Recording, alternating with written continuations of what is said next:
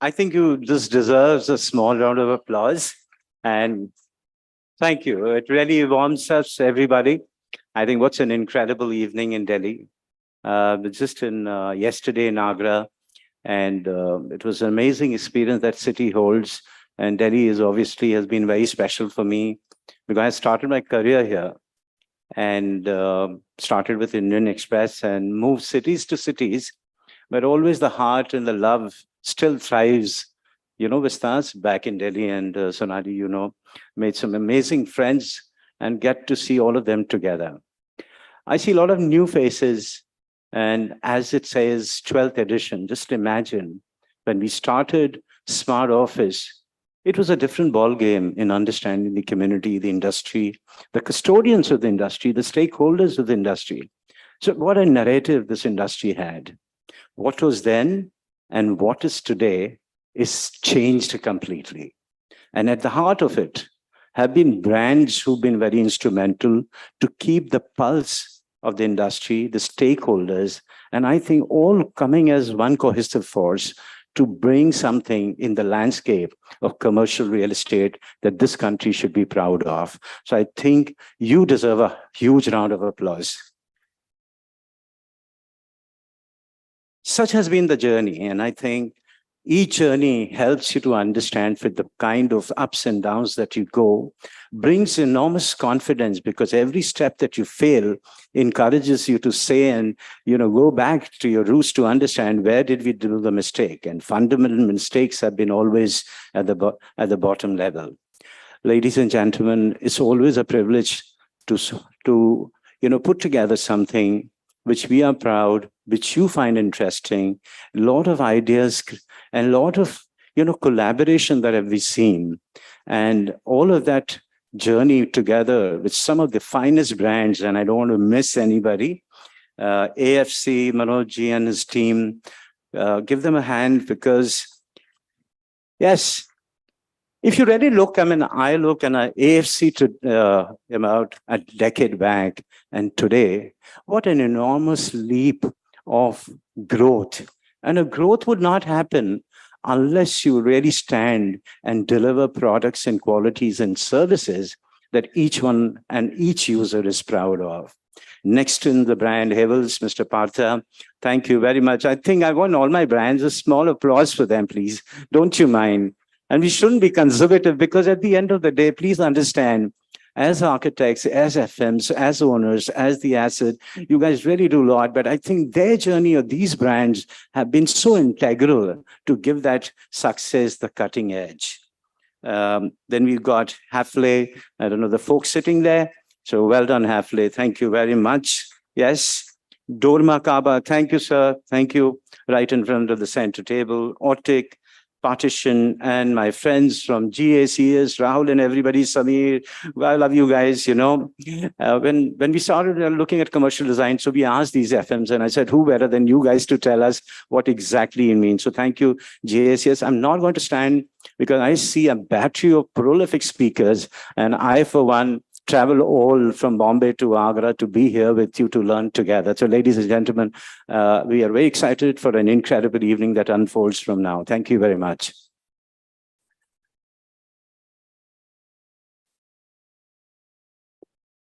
Thank you so much, Bibor. Now, just as he mentioned, evenings like this and platforms such as this cannot be possible without the support of the industry and without them coming forward to help us out in such knowledge initiatives. And one such partner is AFC Furniture Solutions. They are a brand that have become synonymous with on-time delivery with the great quality that they deliver. And they've been a brand that has escalated and grown at par with some of the most international brands. And with this, I would love to call on stage Mr. Jiten Basnet, who is the country manager at AFC Furniture Solutions, to quickly give us a glimpse into what the brand and its portfolio is all about. Jiten, over to you. It will be great to have you on stage.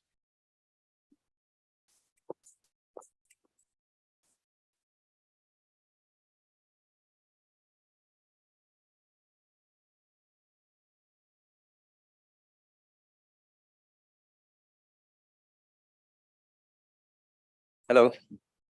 Good evening, distinguished guests, esteemed speakers, industry leaders, participants. On behalf of myself, Jiten Basnet, on behalf of AFC Furniture Solutions, with immense pleasure, I stand in front of you to welcome to the 12th Smart India Office Summit 2023 by ITP Media.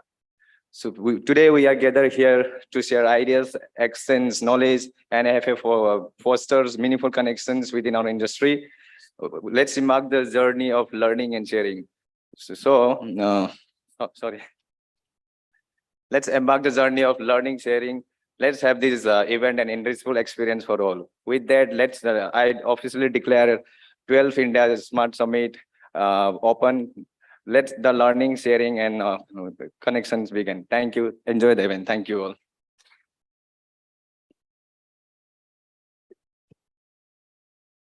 Since our inception in 2008, with quality-driven operations and sustainable practices to deliver more than just furniture, we provide complete ergonomic solutions, the essence of comfort and perfection, blending elegance and efficacy.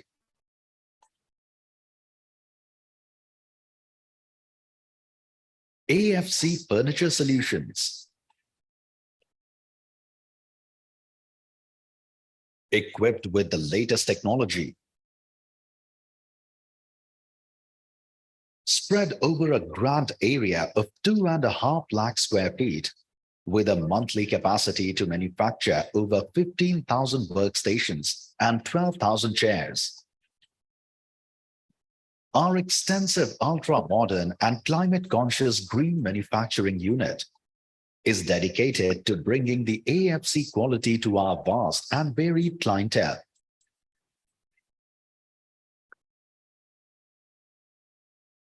Headquartered in Noida, AFC has established a true pan-India presence today, from Tier 1 to Tier 3 cities. Across various sectors, AFC has consistently garnered praise and loyalty, positioning itself as a trusted and reliable name in the industry. From design to delivery,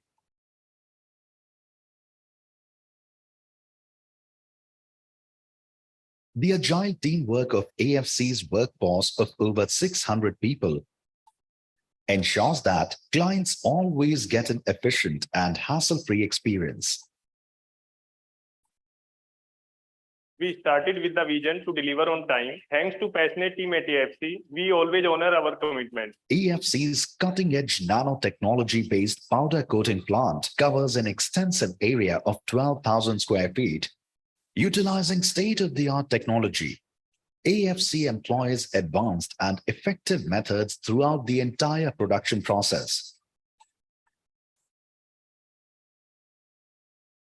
From precision cutting boards to meticulous design and finishing, they spare no effort in creating furniture of exceptional quality And to ensure top-notch standards, AFC has implemented robust quality control systems at every stage. Each piece of furniture and components undergo rigorous inspection and testing, leaving no detail overlooked.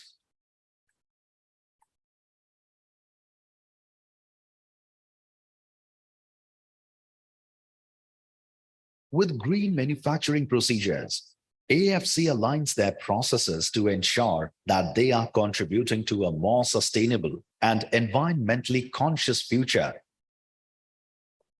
while creating high-quality furniture solutions. AFC, not simply good, we make it perfect.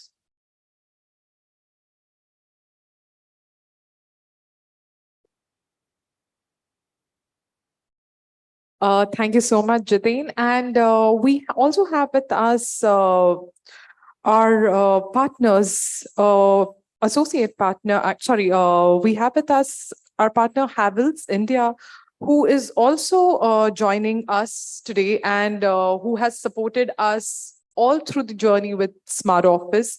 And I would love to call on stage Mr. Arup Chakrabarti, who is the category head for LED luminaire and smart systems with Havells India. And before I call on stage, I would love to have a quick video of Havells played to give us a quick introduction before his welcome and industry address.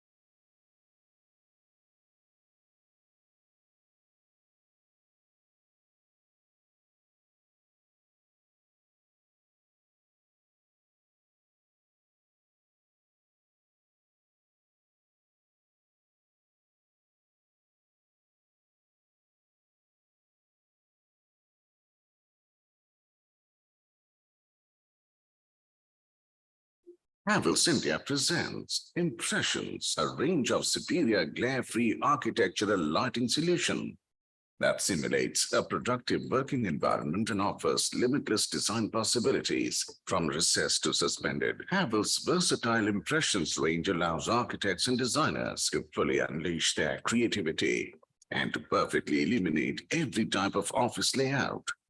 These human-centric luminaires mimic the variance of natural light color throughout the day, replicating the sun indoors with dim warm light in the morning, bright white light during noon, and dim warm light by evening.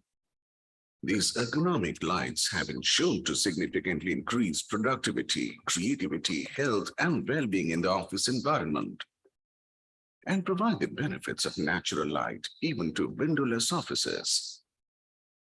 At the heart of the Impressions range technology is human comfort and health.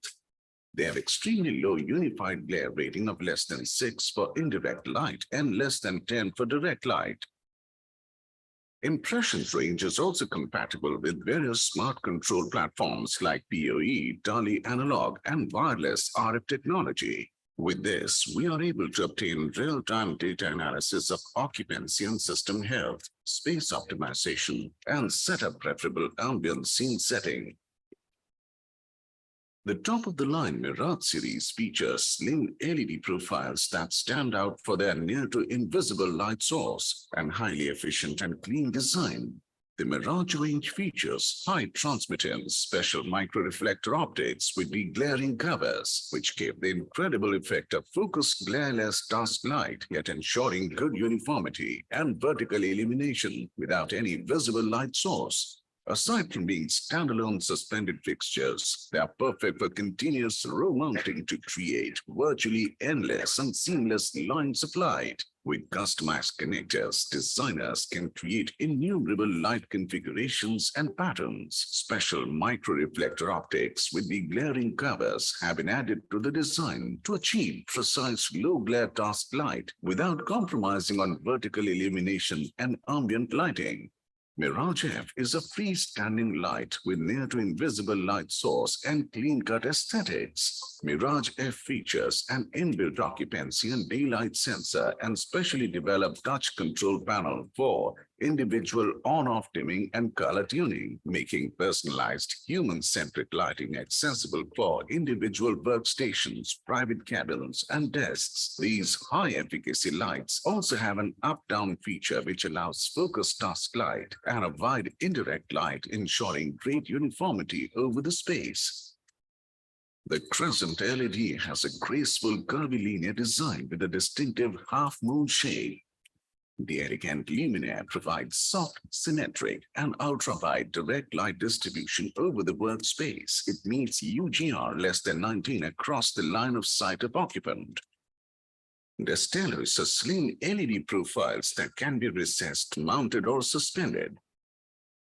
With UGR less than 19, these lights are perfect for seamless row mounting or limitless creative designs.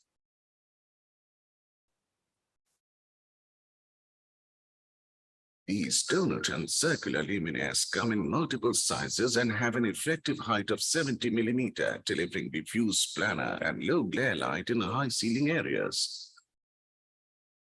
The unique shape of both Taurus and Monda gives the fixture an attractive identity and is a perfect match for modern workspaces. This precision-formed decorative panel light with protruded thermoform PMMA diffuser blends high creative design with state-of-the-art LED technology. Its stylish symmetry and perfectly diffused illumination makes it an ideal choice for modular system ceilings. Three-dimensional diffuser adds beauty and enhanced illumination.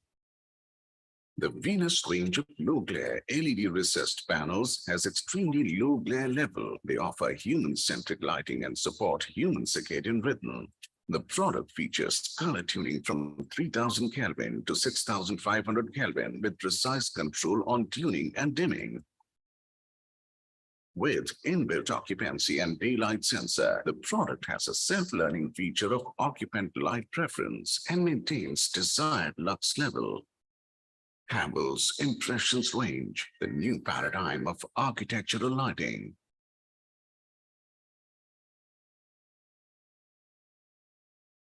Good evening, ladies and gentlemen.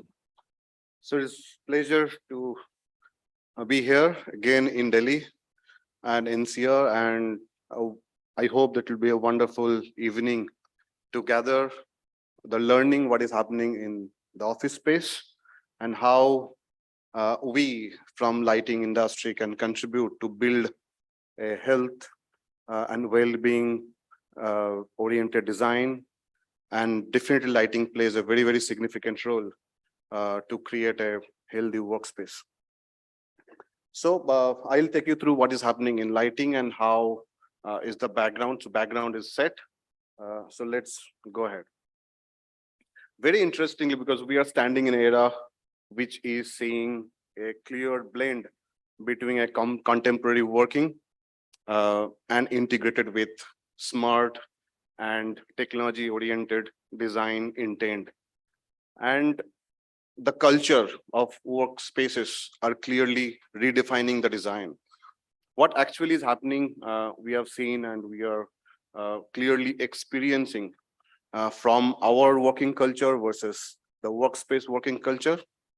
Very clearly that 1/3 of the people, they want to go to the office every day, or they want to stay or work from home every day. But the larger audience or larger employee, the 2/3 of the total universe, they are actually adopting a hybrid system. That means 2 or 3 days, they prefer to work from home and balance their work, intend to work from office. So the clear trend across the industry is a hybrid system. And when it is hybrid, it is more important to clearly distinguish or clearly establish the space compared to what actually is existing. It is not only for only a specific industry or subsegment or sub-vertical. This trend has been seen across. There is tremendous research happened, particularly post COVID. What has been seen starting from technology to science to financial services across the industry is adopting the same trend. And hence, it is important to understand why the trend is coming or why people are adapting to a hybrid situation. Why not 100% work from home when all the technology is available in our laptop or remotely, right? Clearly the research is saying that there is no substitute of working face to face, having a face to face meeting or collaborate with colleagues. Collaboration is the very, very important element of any working or deliverables. And also from this research, it came out that if we are adopting a hybrid office system, so it clearly blends the balance between personal life and professional life.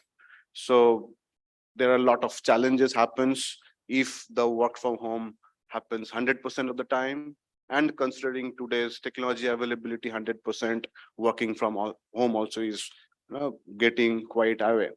I was traveling a few other cities and we have seen, like, we work for many MNCs, and we have seen that till today they have not adopted 100%, or even many employees are not coming to office. So this is the trend, and people understands the value, or infrastructure managers or business understand the value of it. And through this research, it came out, other than collaboration or other than having a meeting of face to face, it came out very clearly that to maintain the right balance of well-being or even health parameters, people are adapting to come to office as well. So other than performance, other than productivity, because we have seen throughout our business that we keep talking about productivity, how the production or productivity can be improvised. But now it is important because there are a lot of guidelines that are becoming very prominent, where the health and well-being of an employee or the users are coming very clearly as a stronger point. And as a very serious lighting solution providers, it is our prime responsibility to contribute in this field. Another very significant and very horrifying data came out in this subject when we are talking about this. It came out very clearly that if our lifestyle where we are working is not influencing our body rightly, or if it is creating such a disturbance on our body, and if it creates a fatigue through the design or through the lighting system of the office space, it can create, or it can be the reason of 10% of disaster what actually world is seeing today. That means because we are human being and all the users or human body is designed to perform or react based on the type of light we are exposed to, because the God has designed our body accordingly. Our emotions, our reactions, everything is depend on the light we are exposed to. Like as an example, in the morning we get up, we become fresh. It is not only because of sleep at the night, because the environment we are exposed to. And the evening when we go back to home, we feel relaxed, and the night we go to bed. It is all by the design. So, and this is called circadian rhythm. And if there is a breakage on this system, because 12 to 14 hours, we are still getting exposed to artificial light at our office. And if it is getting disturbed, and so the night sleep can get disturbed, and it can create a disaster in our body, and typically it will lead to a bad performance. When we are talking about that, so very clearly, along with light, the temperature, the noise, everything becomes very critical on our reaction or on our working pattern. It is very clearly, it has been seen and it has been proven that if the lighting is been proper, if the lighting is actually soft and healthy, very clearly the health and well-being parameter is being improved by more than 30%, and hence the productivity also is improving by more than 15%. So it is very clearly established the importance of right lighting along with the controls of light, because the uniform lighting always might not be useful. We need to improve the performance of lighting system. Hence, it is very evident that how we are controlling the lighting system based on the using or based on the business demand. Very clearly, when we are doing or delivering any lighting system, which actually is inclined based on the human body, based on the user's pattern of working, we need to clearly establish the three basic parameters. How we can create the lighting more personalized instead of creating a flat lighting design. There are maybe number of or hundreds of people are working. Everybody's lighting requirement based on their age, working style, based on their timing, the lighting requirements are different. Like as an example, 25 years old chap might not need that much of lighting level compared to a very senior employee of the organization. So it is important to give an atmosphere where we can create personalization on lighting. It can be the color preference. Somebody likes to work in very white color temperature. Somebody likes to work under a neutral white type of atmosphere. So it is very critical. How we can create a lighting pattern based on how sun actually creates a lighting to the universe. If we can try to create or mimic, try to create the mimic of sunlight pattern, it actually brings the quite natural lighting atmosphere in artificial lighting. And today there is a scarcity because we cannot get exposed to actual sunlight. We are always in indoor atmosphere. If we can bring sunlight inside the building, it actually the right approach for any right lighting design. So daylight harvesting is very, very critical. We discussed, we understood, and we experienced how various type of hormones which actually get accentuated based on various color of the light, like what we discussed, like in the morning when we are exposed to bluish spectrum of the sunlight, and compared to when we are exposed to the warmish spectrum of the sunlight in the evening, our emotions, our reaction patterns, or our bodily expectations from our body actually changes. Like in the evening, we feel relaxed, not in the morning. Morning, we feel very energetic. So everything happens because of various reactions of our hormones, which is actually get accentuated, reacted based on the color temperature. So we need to create that atmosphere to make our employees, make the users more healthier in workspace. If, as an example, how it can get integrated on lighting design, like if we can create a correct intensity control, it can help to mimic the sunlight by changing the color based on the time of the working hour. Like in the morning, if the office space is lit with little bluish spectrum of the light, and during the end of the day, if it changes its color towards the warmish spectrum, like how the sun changes, it actually creates that atmosphere of naturality. Similarly, for intensity, even we can bring the personalization, like if I am comfortable to work throughout the time with certain color temperature, I should have the option to bring that atmosphere in my working place.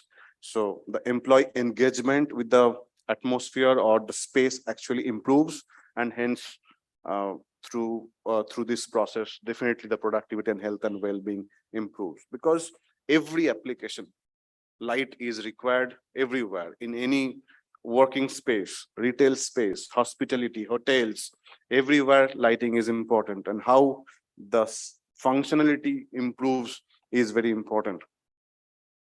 Critical parameters, we need to always remember how we can restrict glare, how we can restrict the color temperature, how we can create or select a right luminaire lighting fixture which can sustain the right color throughout the performance, throughout the life cycle.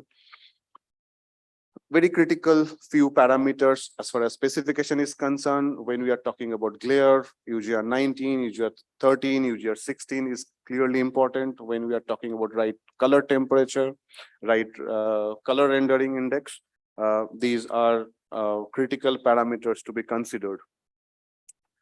Very briefly, I'll take you through what are the products which actually creating this space of health and well-being and creating the smartness of the office through the technology. Technology can be various through wired system, wireless control, and these various type of based on your design intent. Actually, Luminaire can come in and create a beautiful atmosphere through various type of lighting controls. Lighting controls can be for indoor, for the campus, which are also very critical for other various habitats. And this is how we can bring together the value of lighting in our buildings, in our campuses, in our workplace. So thank you so much. There are enormous opportunity to improvise and bring the value in our ecosystem. So let us work together, learn together, and implement together. Thank you so much. Again, pleasure to be with you all. So we can have discussions offline. We'll look forward for a beautiful evening with all of you. Thank you so much.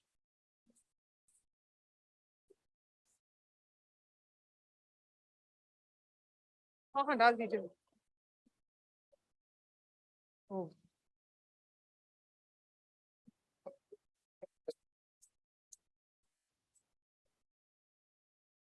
The stress of competition is forcing company employees to spend more time at the office and many a times late in the night.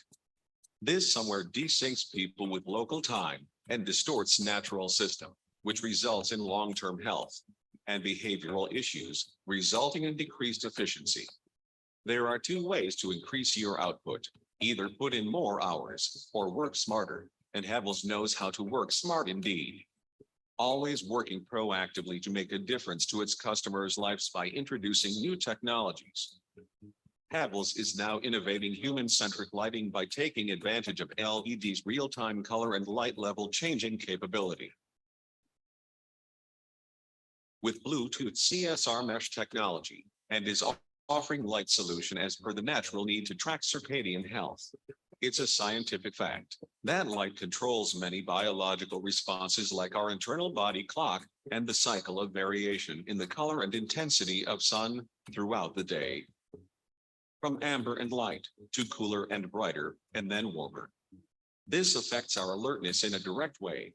The photoreceptors in eyes, rods and cones sense the bright and low light levels, signaling the brain to trigger the release of serotonin in day. That boosts attention, and melatonin in night, that promotes effective sleep. This creates circadian rhythm and supplements our physical and mental health. Havells has created a lighting system that follows the cycle of natural light as experienced by humans and is called circadian lighting, that enables people to perform at optimum levels while contributing towards mind and body wellness. The system works by integrating light fixtures with daylight and are designed to mimic the natural patterns of sun with the help of tunable technology and automatic adjustment of intensity. In harmony with circadian rhythm, light color with blue wavelength in daytime are beneficial as they improve alertness and increases productivity and reduce fatigue and accidents at work at the same time. At night, the lighting system reduces the brightness and color is changed to warm, signaling the body to relax. This new and innovative lighting system by Havells benefits any office space through increased productivity, improved health, improved alertness, reduced hyperactivity, and improved mood and behavior to generate more output from the employees.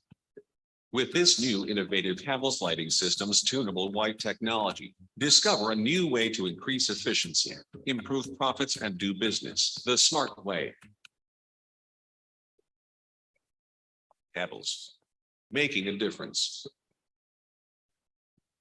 Thank you so much, Arup, on behalf of the Smart Office Summit and the members here for those great insights into how lighting can change in workspace environment. Now, going on to the first panel discussion of the day, it's titled as tackling in buildings midlife crisis. Now, India reached its liberalization, and when it saw its offices crop up in its 90s, and we are at that phase where a lot of offices, a lot of workspaces and campuses are undergoing major renovations, refurbishments, transformations, and not only taking up the renovation part, but also aligning it with the ever-changing dynamic trends of in workspace. It's a very difficult part.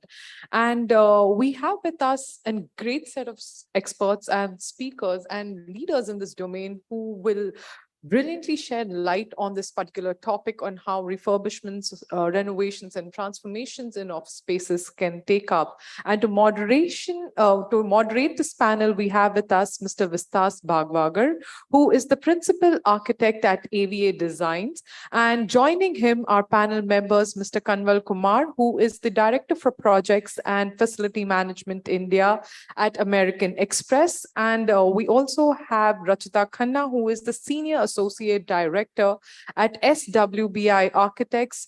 We also have Sonali Bhagwati, who is the President at DPA, and joining them are Mr. Nitin Sharma, who is the Regional Solution Sales Director for Market India at Dorma Kaba, and Mr. Partha Karmakar, who is the Business Head for Professional Lightings at Havels Lighting Solutions. Now, with this, I would love to call on stage speakers and the moderator of this panel, Mr. Vistas Bhagwagar, and I'm going to hand this mic and podium over to them. Yeah.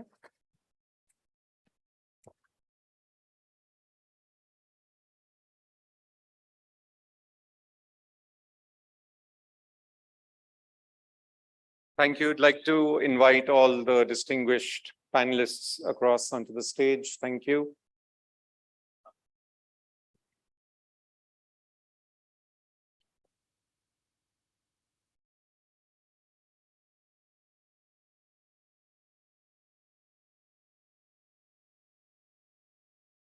All right, so even as we take our seats, I think a wonderful start to this event. I think it's lovely to have a 5 p.m., 6 p.m. start to the event. It sort of builds up into a wonderful evening. Thank you very much, Bibhor, Rashmi, Indrajit, everybody. You are fantastic guys, and you do such a great job. I've been associated with you all for many, many years. It's such a pleasure. It's even more happier, it's a happier thing to be a moderator, because you can get to ask, wonderful questions to, competitors and other players in the industry that, you've wanted to ask in the past. Today's topic was a little bit, we had to fight to reword it a bit. Rashmi, you would, thank you so much for that. The original topic was, dealing with aging buildings.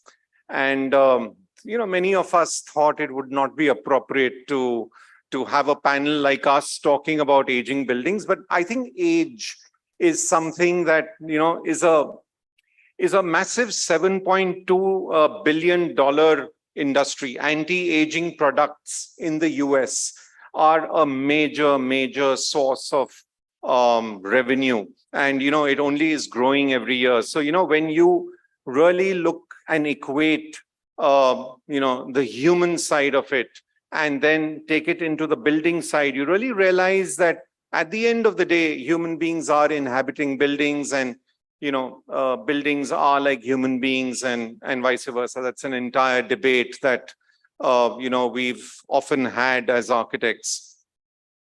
Now, it's a very major issue, particularly in places like the US, for which I have statistics.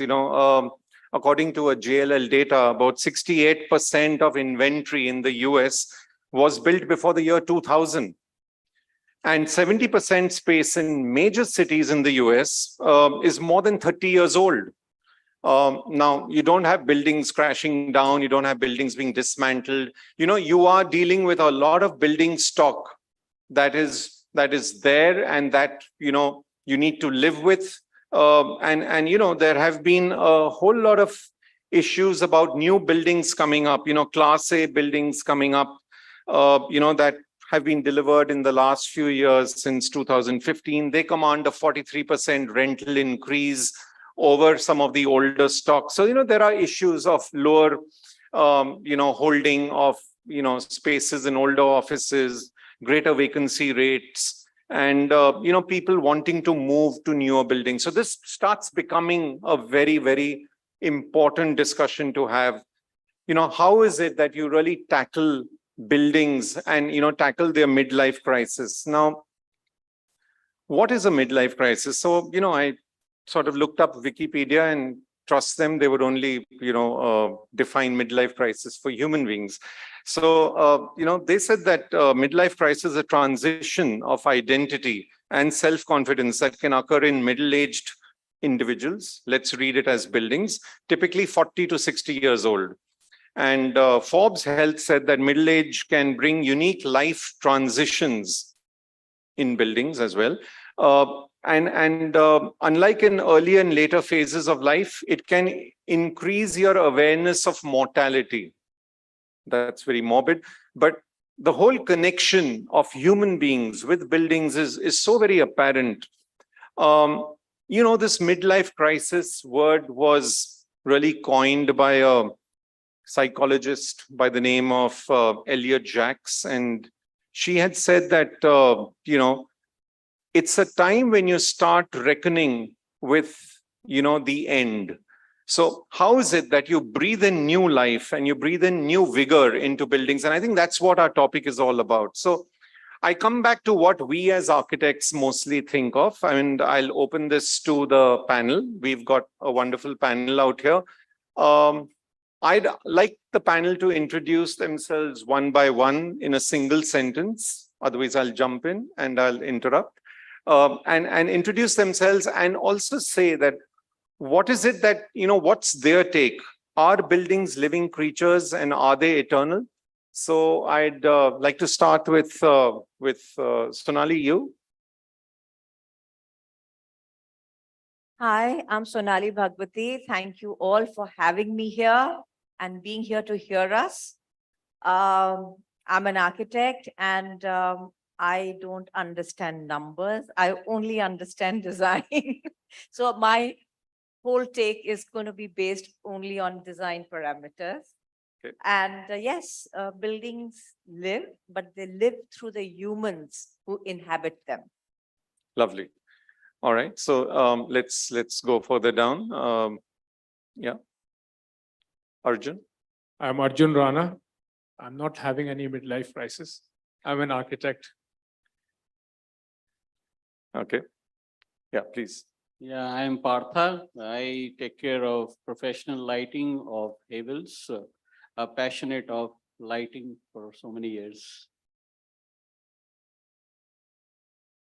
Good evening, everyone. I'm Kawan from American Express. Probably I think midlife crisis versus how we look at the future and how we are balancing our workplace to meet our employee requirement and the changing environment and demographic requirement.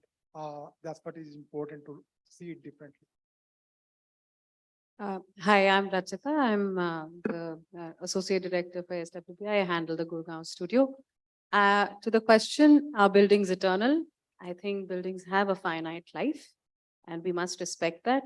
However, having said that, midlife crisis can definitely be addressed. Lovely. Okay. Hi, I'm Nitin Sharma. I had solution business with Doma Kaba. And to the question, I think no and yes. No, because we know physics and biology. Yes, because we have feelings and emotions. So both the answers are correct in this, and I think panel has added. And yes, building has midlife crisis. It requires a lot of maintenance, and like we have healthy habits, building need to adapt healthy habits like maintenance. Right. So building on that now, just like human beings, buildings are also said to start their midlife crisis from around the age of 40, or, that's an amazing discovery as I was researching into the exact meaning of midlife crisis. So,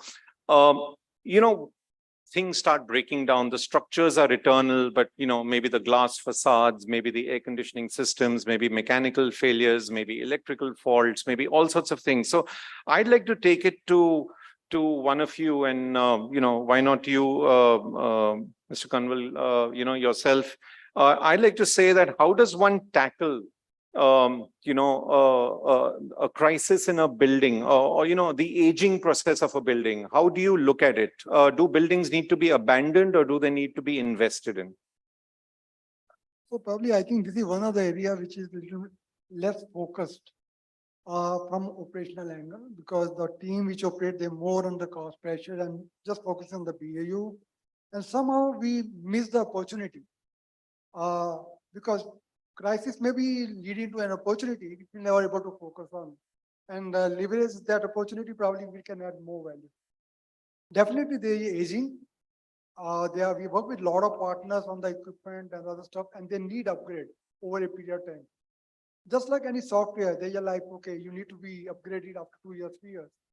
But we don't have that platform today available over here to focus on, okay, 10 years down the line, 15 years, 20 years down the line, how the equipment is going to perform. Second point is their lack of focus on measuring the efficiency performance metrics. There's no data available with the operational team. That's why they are being ignored, and that is what is lack of awareness is. So how can we work on that?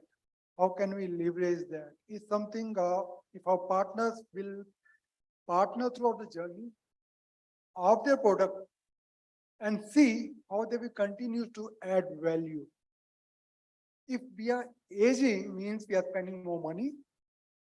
We depreciated the asset, but the maintenance cost is gone. There may be failures, there's a risk of business loss, but opportunity will be, are we changing with the changing environment? There are technology upgradation happening, which will give opportunity to get return of investment. And probably we end up saving on a longer term basis. So it's how we look at the things, and that awareness, something I think need to be infused into the system. And that's why a lot of managed offices are gaining credence as such, are becoming more popular, because you're sort of leaving the hassles of maintenance and upkeep, to them. But going on to the architects, so Rachita, you and maybe Arjun, I'd like to ask you, how ready are we as architects, to take on interior tenant improvement projects? I mean, there was a time before the pandemic where we would all, to be honest, say, no, that's too, I mean, it's not something we'll get into.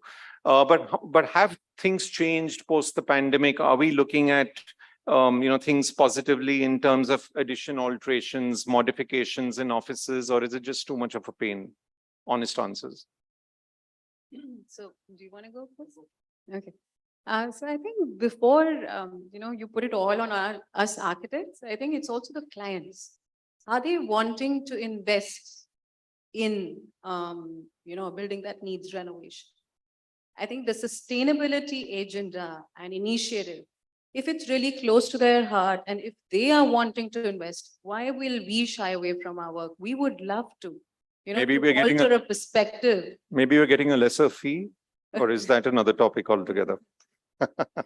Well, why would we not want to? I mean, take Dharampura Haveli, for example. It was an initiative by a local MP to reinstate the Haveli into a hospitality venture, right? So he was wanting to invest. And if someone's wanting to invest, we as architects would love to take on this. And if we bring it back into the commercial real estate arena, yes, would we really, get into these sort of projects today? actually, we did do this it was painful to begin with, but I think if we do it very often, we will know how to have systems around it. But we did this project for a client of ours where the oldest office today, a 10-year-old office, is already hitting midlife, right? You don't even need to go to 30 years. 10 years old office is as old as you can get. Yeah. So a 10-year-old office was wanting to be refurbished, and they wanted to, use as much as possible, right? So we did that exercise by tagging the chairs, tagging the stations. So a lot of this is actually also coming up post-COVID because one, people are wanting to realign their offices to the new needs. And so it does guarantee all the investment and all the initiative. And yeah, we are taking them on because the ask and the desired result is of a greater value. Earlier, it was like, हाँ यहाँ paint कर दो, ये कर दो, you know, just touch it up. We don't want to spend money. Sure. Today, they want to invest, and so we are also wanting to take it on. All right, so I'll try and bring in a perspective from Arjun. Arjun, you've just spent 25 years in Bahrain, and you've sort of been heading major work out there. What's the perspective, from your point of view? Do architects abroad routinely get into upcycling of buildings and commercial real estate? Yeah, well, actually, the Gulf is relatively new into this development. There are not many huge heritage buildings in the Gulf. So that's somewhere in the middle between, Europe and rest of the world and India. But having said that, definitely renovations and big retrofits are a big thing. And now in India also, I mean, that's really, it's a huge thing. The scale of office fit outs and the scale of retrofit, which is happening now is really amazing. It's much more than the Gulf, by the way, all of the Gulf, including Dubai, where we hear, but the volumes in India are really huge. And I just take a little bit back to the first question about the midlife crisis of buildings a little bit. Now, if you notice a building, the outside of the building, if it's very well designed, timeless architecture, there's no midlife crisis in that. You go to any streetscape in anywhere in Europe. I'm just using a few examples, but I've been Cologne, London, Munich, anywhere. And you see any streetscape, it's very well controlled. Most of them are well designed, the heritage buildings. The newer ones are very standardized, I agree. But there's no midlife crisis there on the outside. Inside, of course, you renovate and do what you want according to the needs which keep changing. So coming back to India, definitely the onus is on the design community and the patronage needed from the owners and all stakeholders to encourage buildings which are timeless. So there's not going to be any midlife crisis for at least the outside of the building. Sure. I'd like to jump to Sonali as well. Sonali, you're doing so much work in past presentations. You've talked about things at the city level and at the urban infrastructure level. What's your take on this? Is this an area of growth for us as architects to really be involved in? I always say that I wouldn't like to look at it at a micro level, like an office space or a building. I'm looking at it more at a macro level. Why does a building face a midlife crisis? Why does a precinct face a midlife crisis? So it's not a question of a building, it's a question of a precinct. And I think you need to look at a comprehensive plan to upscale and upcycle a whole precinct, This would start from accessibility. It can start from connections. It will obviously start from upgrading the basic infra.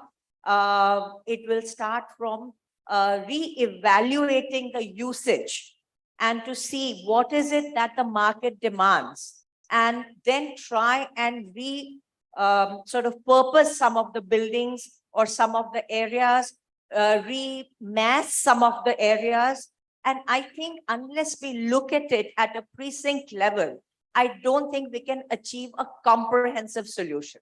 So I think that's the way we as designers ought to look at. Unfortunately, not always do we get the chance to do that. Yeah. But this is a question with the authorities. And I think the authorities need to take cognizance of this fact and enable such projects to come up, because only then will we be able to create vibrant spaces, which are not only buildings, but the spaces around it, the urban areas, and an urban community that will support the life of a building. Right. So Sonali, I've got something to add as a fellow architect in this. I feel we all need to be activists. I think, as architects, we need to adopt certain streets or certain buildings or precincts, as you say. And I think, there has to be a dawn of a new age of thinking. One should not commission an architect. One should invite an architect to bring value, not just to an interior space, but also to, the entire environment around. I think we need to develop as a society to appreciate that architects are not there only to do, end product, designing, but they're also there to do some of these very useful civic activities better than anybody else. And if we were to be activists and adopt certain streets, buildings, precincts, it could make a world of difference. That I agree, because I've always said that we need to step out of our comfort zones and actually step into the community to create better spaces. And that's what will bring the vibrancy. Sure. So questions to Nitin and Partha, because we do need to divide questions. I'll be very biased. Please put your hand up and ask me to ask you. The question is, are we designing and making buildings only with focus on CapEx and not on OpEx costs? It's something that, one is beginning to realize that we tend to spend all our budgets into doing it once. But are we doing it once in such a manner that it's eternal? Shut it, fill it, forget it. Remember that advertisement?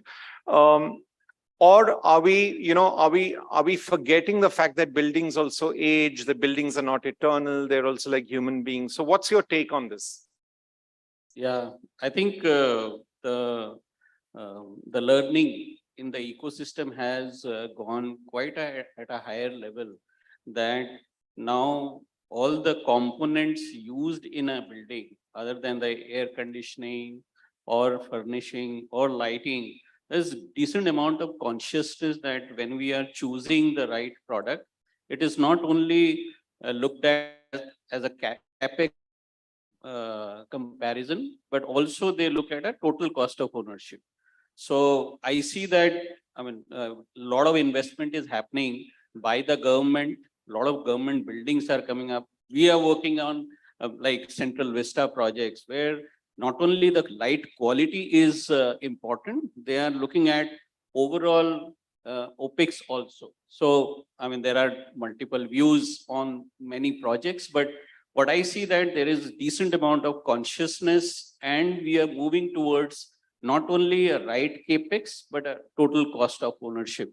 So as a company into lighting, I think we are also pushing our levels higher on how we deliver not only adequate amount of light, but also the right quality of light, so that the crisis which we are talking about, that will not come up. So Nitin, I'd like you to step beyond your area of, of what you're really doing and talk on a more general level as to whether the same question about OpEx and CapEx. Are we guilty of, ignoring the operating costs and only, looking at the one-time investment costs when we're doing projects? Yeah, I think one is perception, that you are saying we are more interested in CapEx, but reality is different. That ma'am was saying, because client is not interested. Maybe with the government, they are interested and they are seeing the cost of ownership. And I think it's not the only job of architects or the community, those are designing the project. I think we all are part of it. Like in sustainability, we say is, there is a famous quote from Elon Musk. He says, if we are not going for sustainability, if you are going for sustainability, there's a cost of $12 trillion. But if you are not going for sustainability, the cost will be multi times. So if you are not investing right CapEx now, and the same condition or the same proportion of OpEx, I think the cost of ownership is going to be very high. And I think this is a responsibility, all of us, including architect, vendor, partners, and everybody. I think we need to educate the customer. There was a term going on when I joined the company, And luckily I joined, my first company was Havels again. So there was a term going, the cost of ownership, and we need to educate the customer. And here the customer is, the big customer is society, that ma'am was saying. So for the sake of society, we need to build a ageless building. And for that, we all need to work together. We all need to come together to educate the customer that ownership of the building, if you are taking it for the long term, that will be lesser if you are doing justice with CapEx and OpEx. Okay, so since we're talking about such serious things, we're soon going to be fuming from our ears. Let me bring a lighter note to this. I think, we as architects should be commissioned for an immediate job, and we should have a 5-year post-completion job. We should have a fixed fee that is, that takes care of escalation, and we're commissioned. And then, we're therefore part of the, entire life cycle or the duration of, wouldn't that be lovely, Sonali? I mean, if, here it's mostly about, how much will you reduce your fees, but, it should really be something that, okay, 5 years from now, are you still going to be involved? I think that's a lovely idea, isn't it? And as I said, it was on a lighter note. It was just to bring a little bit of fun into the discussion. Let's move back now.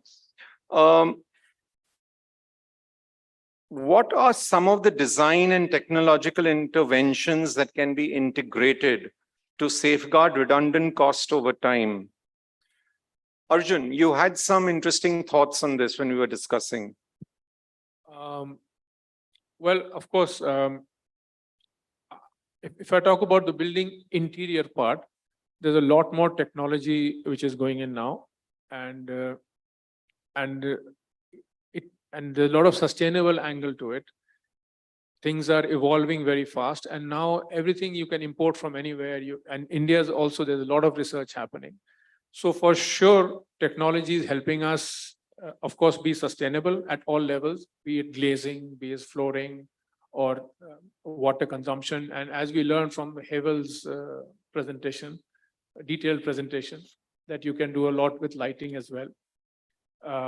So yeah, for sure. I mean, we have to use technology, and we have to use, and even this is again back to the stakeholders. The architects can propose, we can do all the research, but the stakeholders have to be willing to take some of the CapEx on board so that the OpEx gets reduced. That's the point. So would anyone want to add on this? Mr. Kanwal, would you like to add on to this?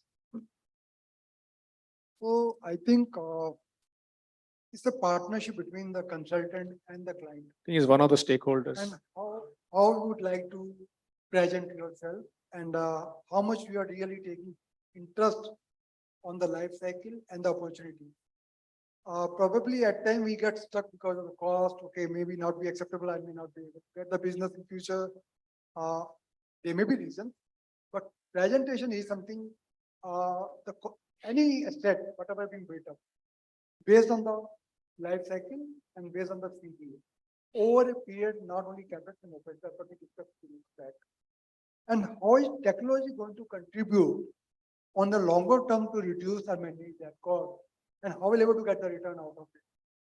And technology, probably we got a lot of metrics. I actually discussed with my team also, how efficiently we are using those metrics for the future advantages. That is something like, if somebody will be able to share with the clients, definitely people are willing to accept it. There will be some marginal cost, and that can be adjusted through other means also. It's not necessarily we are investing more money, but we'll able to save a lot more money on the long run. Right. So, I'd like to open this question to any of you. Are we focusing only on the new, and are we ignoring the old? I mean, there are so many parts of cities in Europe where, you actually have the central district or the downtown area as being revitalized, and,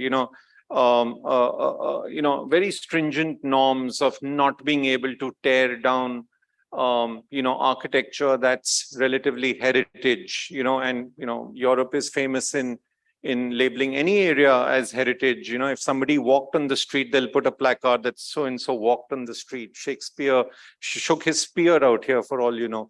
So, I think we need to really understand, are we as a culture or as a developing, developed, semi-developed country, it sounds very nice. Are we really focusing only on the new? Are we not doing enough of revitalization? And I'm not talking about conservation. I'm talking about revitalization or reuse of existing building stock and reshaping it or building upon it to make it to reincarnate it. So would any of you? Yeah, so Nisab, I wanted to just talk about that. It's a subject which is very dear to me. You see, we have everywhere in the world, people are very proud of their heritage, except over here. So I think we have a huge amount of real estate right in the heart of the city, which is doing nothing. And with the right approach, I think it would be looked at as very, very valuable real estate and built upon. So a couple of years ago, I was part of a study where we said that how do you rejuvenate Shah Jahanabad? And we sort of studied the inner city in terms of its traffic, its different usage areas, etc. And then we came up with a very comprehensive concept level study, which defined movement, vehicular movement, pedestrian movement, evening and morning movement versus daytime movement, the different districts, the different walking areas, how to look at actually creating the whole experience and enhancing the whole experience at the public domain level, not really touching the private domain, which would be very difficult. We have the good fortune of having 6 metro stations in the old city, which is more than most other places. Absolutely. And I think one needs to take advantage of that and actually look at, I mean, I think what we did as a starting point would be a wonderful exercise to start with. And I think it would be wonderful if the authorities could enable maybe a corporate CSR project could be taken up and looked at a level where we can, actually make it happen. We also looked at combining a lot of the open spaces and creating beautiful contiguous gardens, which form like the lungs of the inner city. Yeah. So there is just so much we can do to infuse. And this is a prime example of wonderful mixed use development, which already exists. And I think we can learn a lot and build upon it and not just put it on the back burner. All right. So controversial question. I'll Yeah. like to just add a little bit, a very interesting topic, a few minutes. So if you see Qatar, right? Qatar, Doha especially, it was a little fishing village. And then everything, and of course the gas boom started and everything developed there. And there are now fancy buildings and stadiums and everything. But a few years back, the Qataris realized, their royal family, that they need to develop that little village right in the middle of Doha. There's a huge conservation project going on there with their patronage. Of course, they have the money. Same thing in Dubai.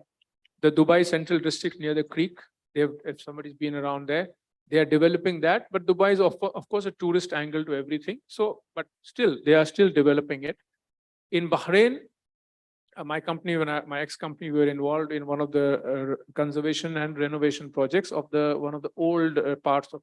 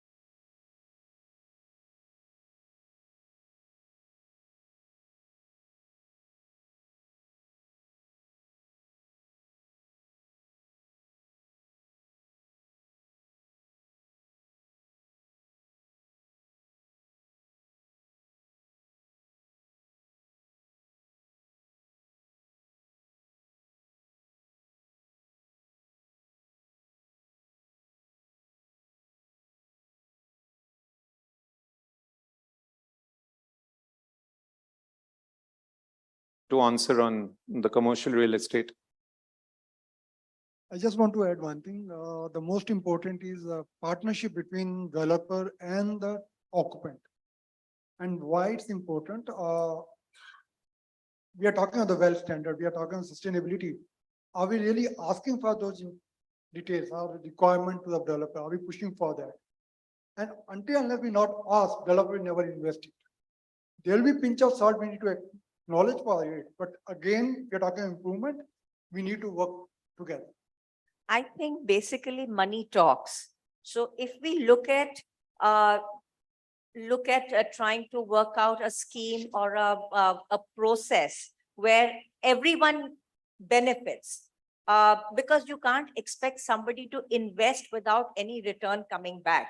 So I think it's important to make sure that people make money for any development to be successful, and for people to actually go ahead and do the right work that is supposed to be done. So a money cycling kind of a system has to be in place before you expect somebody to endlessly keep investing. Yep. I Thank you want so to add much. to I think this, we're short on time. So time's up has been flashing there, but just a very quick word from your side. no, I just want to add, there is a chaos right now who will invest. But I think the new initiative that we are seeing now in the form of REIT, like real estate investment trust. Now they will be the owner and everybody will be just the occupant. I think that's the right process. They will be earning money. There's the life money cycle, and the investment will happen because they need to keep that building for 100 years to take that rent or whatever. Thank you, everyone. Thank you. Thank you so much, Ms. Das, for that beautiful moderation, taking up some controversial points and not letting anyone get away with it. But thank you so much for that. I'm going to quickly call on stage Mr. Manoj Tomar, who is the founder for AFC Furniture Solutions, and Mr. Venkat Raman, who is the National Manager for Projects at Hafele, to come on stage and please give our panel members a small token of appreciations. We'll first start with our moderator for this session, the director, Mr. Vistas Bhagwagar. We next have Mr. Kanwal Kumar. Thank you so much, Mr. Kanwal Kumar, for taking your time out and joining us here on this panel. We next have Mr. Nitin Sharma. Thank you so much, Nitin, for shedding light on each of the points that Vistas brought forward. We next have Mr. Partha Karmakar, who is the business head for professional lighting at Havells Lighting. And then we have the two architects on the panel, with Rachita Khanna, who is the Senior Associate Director with SWBI Architects. And Sonali Bhagwati, the President at DPA. A huge round of applause for each of them, and such a vibrant panel to begin this session with. We also have Mr. Arjun Rana, who joined us from AVA. Thank you so much, Arjun, for taking your time out on joining us here. Thank you, everyone. Thank you so much for joining us. Please, a short. Now, without much further ado, I'll quickly introduce.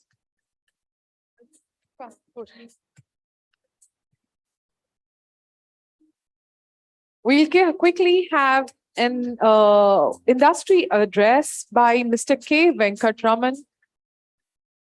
Present here with us on stage. I'm going to ask him to just stay back and deliver this industry address on behalf of Hafele India.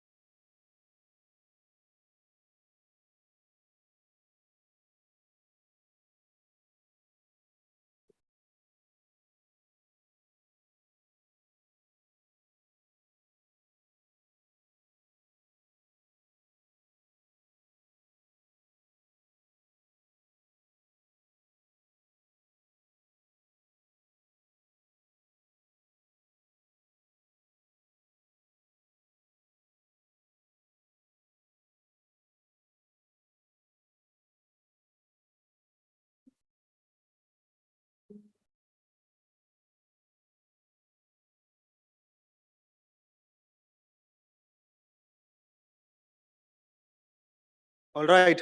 So good evening, everybody. It was indeed a wonderful session that we had on the midlife crisis. How are we tackling it? And what are we doing with the aging buildings? So this is the video that you saw is right at our office, where we thought, we've got a lot of solutions that we can probably present in a way which is live, which is current, right? And then people can actually relate to what Hafele is into. So first of all, 2023, this year, we would say, marks one of our, the most important year in our Hafele history. So Hafele turns 100 this year. And, it's been quite an amazing journey from a small furniture fitting shop, a hardware shop in the Black Forest of Germany, Nagold, to where we are today. I mean, the entire path that we've actually traveled and, delighted customers on our way. I mean, that's typically what we would want to, take a pause, reflect, and how we can actually add value to the spaces that you beautifully design. Right. So, firstly, as I said, it started with a very, very humble beginning. And then right now we have scaled up to an extent where, the numbers speak more than what our products speak, because that's the way it has actually touched lives. So about 150,000 customers across 150 odd markets worldwide. And then we have about 38 foreign subsidiaries, all Hafele foreign subsidiaries, of course. And then about 8,000 odd employees, again, worldwide. And in India, of course, we've got a huge manpower, which typically caters to a lot of these verticals, which today you will be seeing while the presentation progresses. And then we've got 4 manufacturing facilities in Germany and 1 in Hungary. All right, so regional offices we started with, and then we have a head office today in Mumbai at Kanjur Marg. And then we have regional offices across all the major cities in India. And then we have about 9 Hafele design showrooms. These are experience centers. As we speak, we have one right at Okla in Delhi. So very similar to that in the similar format. So we've got across India. And then 4 logistics centers, of course, that's typically the major cities which are there, Mumbai, Bangalore, Delhi, and Kolkata, to cater to the respective zones. Then we also have a great presence in Sri Lanka. So we have a regional office that's set up. And as we speak, in another few days, rather, I would say that we've got a design center, Hafele Design Center coming up in Sri Lanka. And then again, the design showrooms that are there in Sri Lanka, followed by what we have in Bangladesh. So we also have a humble setup in Bangladesh at the moment, which we are planning to scale up. And of course, business presence in Nepal. So I'm sure Hafele, as such, I would say, would not need much of an introduction. But just to see this entire slide, so what you typically see is that Hafele is more of a hardware company. But the video that we actually showed to you was meant to take out all those inhibitions that it's only hardware. So we've got automatics, door solutions other than hardware, and we also have the flooring system, which is typically the quads flooring, and countertops, which comes under the surfaces as a vertical. We have got home appliances, furniture fittings, kitchen fittings, lighting. And, these are typically what Hafele is into at the moment. So hardware, again, it's typically the door hardware. I mean, any kind of door, flush door, timber door, style door, glass door, fire door. So we have a complete door solution here that we can actually offer. Other than this, we also have the Hafele swing doors, which are typically meant for offices where it is an automatic swing door. And then we have got the biparting doors, which typically you would see in any malls or any commercial spaces, spa areas. And then we have the revolving doors, in our kitty. So these are the typical automatics that we typically deal with. And then we have the mobile walls. Mobile wall, I'm sure, since we are talking about smart offices, this plays a major role in partitioning a particular space into 2 different spaces, which helps us in, of course, the modularity part. thereby not sound transmitting from one to another. So that can be both, MDF, which is typically the mobile wall, as well as the glass mobile walls. So we also have height adjustable tables, so which typically comes in 2 sizes. And then there are preset modes which actually help in the complete modularity of the same. And then kitchen solutions, Hafele, as I started saying that Hafele is a hardware brand, kitchen brand. That's how we were probably known. And of course, we have the entire kitchen gamut of kitchen hardware solutions as well. And then we have the home appliances. So earlier it was called Nagold. Nagold is from where Hafele is, right, historically. And then now it is part of our entire Hafele premium range of solutions, right from hood, hob, dishwasher, washing machine. So the complete home appliances. And then lighting, we've got Lux, which is a furniture lighting. Lux is a in-house Hafele German brand, which is typically into the furniture lights, which you would see across showrooms majorly. And of course, when we come to the home interior as such, so we've slowly started getting into the architectural lighting. So today we've got a small part of it, a small portfolio, I would say, which has been recently launched, which is typically the downlights, wall washers, grazers, so which can typically get into a small home setup. And then this is a very interesting solution. I'm sure many would have seen it. And since it's a more of a commercial space summit, so where would this come? It's actually a quartz engineered stone. So we've got about 3 brands under it. So we've got Caesar stone, which is of course very famous. And then we've got Decton. And then we have our own in-house range called Terra. And this is a complete engineered quartz stone.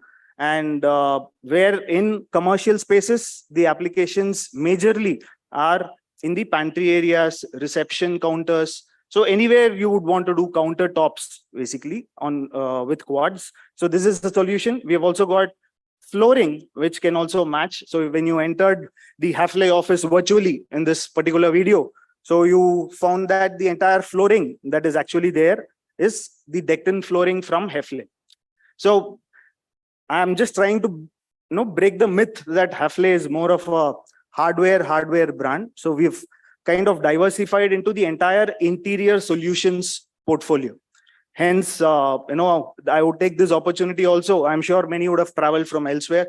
So we would love to host you in our design centers, which are across, and come and experience our product range there. Thank you. Have a great evening. Thanks a lot.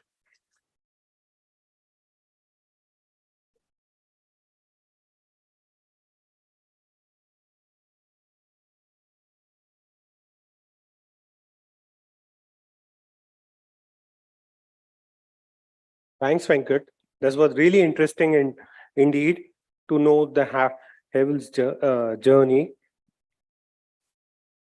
how it started as a small hardware shop and went on to become a global giant in interior solutions. Good evening, ladies and gentlemen. This is Indrajit Sahuji.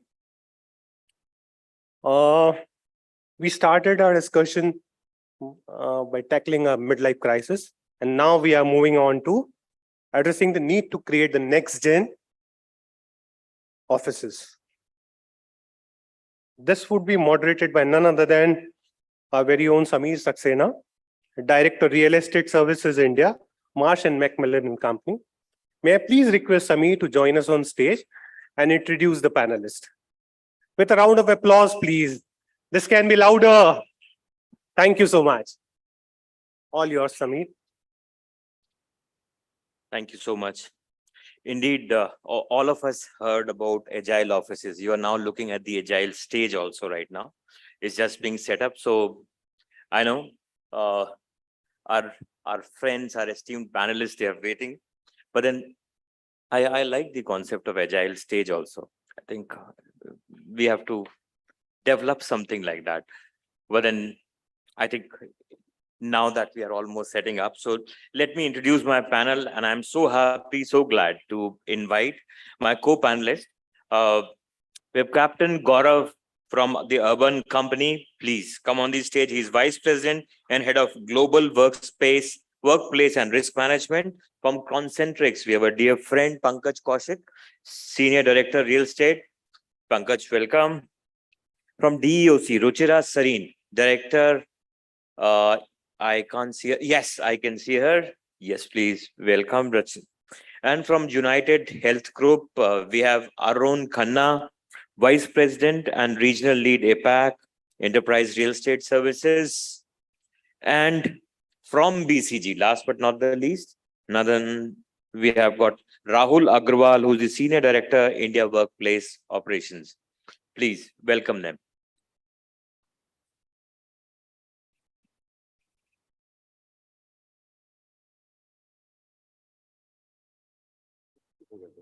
आप कहीं भी बैठ सकते हैं आप वहां पर sir, I'll prefer standing. Thank you.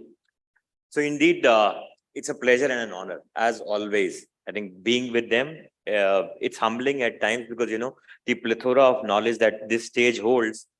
I'm glad I'm only on one side. So and believe me, you will realize that in next few minutes. Before we move ahead, a quick round of introduction from all of you, although majority of you are known in the industry, but for the benefit of some people who don't know you, a quick round of introduction. Hi, good evening all. My name is Rahul Agrawal. I represent Boston Consulting Group, taking care of their corporate real estate, infrastructure and few other things. Thank you. Good evening, everybody. Good evening, everybody. Guys, there's another session. You have to sit through that. Lunch will only be served, dinner will only be served after that. So, and the metrics of success of this session is going to be, nobody is going to fall asleep during the session. I'm Captain Gaurav Bajeta. I work for Urban Company and I manage real estate, workplace and risk management. Thank you. Yeah, it's working. It's working. Yeah. Hi, good evening, everyone. My name is Ruchira Sareen. I'm an architect by profession. So we heard the word activist. I would count myself more like an activist because my area of specialization is universal design and accessibility in built environment, in which I dived more than 15 years ago. I'm a director and principal architect at DEOC, which is our firm. And I found my ikigai in universal design, and I'm looking forward to a very interesting session because that's what next generation is all about. Absolutely, absolutely, Ruchira. Thanks, Samir, for the invite and good evening, everybody. My name is Arun Khanna, and I work for the United Health Group, which is a Fortune 10 company. I lead their international real estates, all non-US business, and have been with them for last almost 10 years. And before that, I have worked with companies like DLF and HSBC and even CBRE. So done all the three vertices of the triangle: service provider, developer, as well as client. So very happy to be here. Thank you for the invite. Thank you, Arun. Good evening, everyone. My name is Pankaj. I represent Concentrix. I've worked with majority of the organizations like DLF, ICSA, largely on the occupier side. But as Arun mentioned, I've also seen all the three dimensionals. How do you feel like being on the developer side, and how do you feel like being on occupier side? And most importantly, how you feel like being on the middleman while you work with an IPC. You have to listen to the both sides. So looking forward to a lovely session, and I'm sure Samir going to ask easy questions to us. Absolutely. I don't have a choice. I have to go back home as well.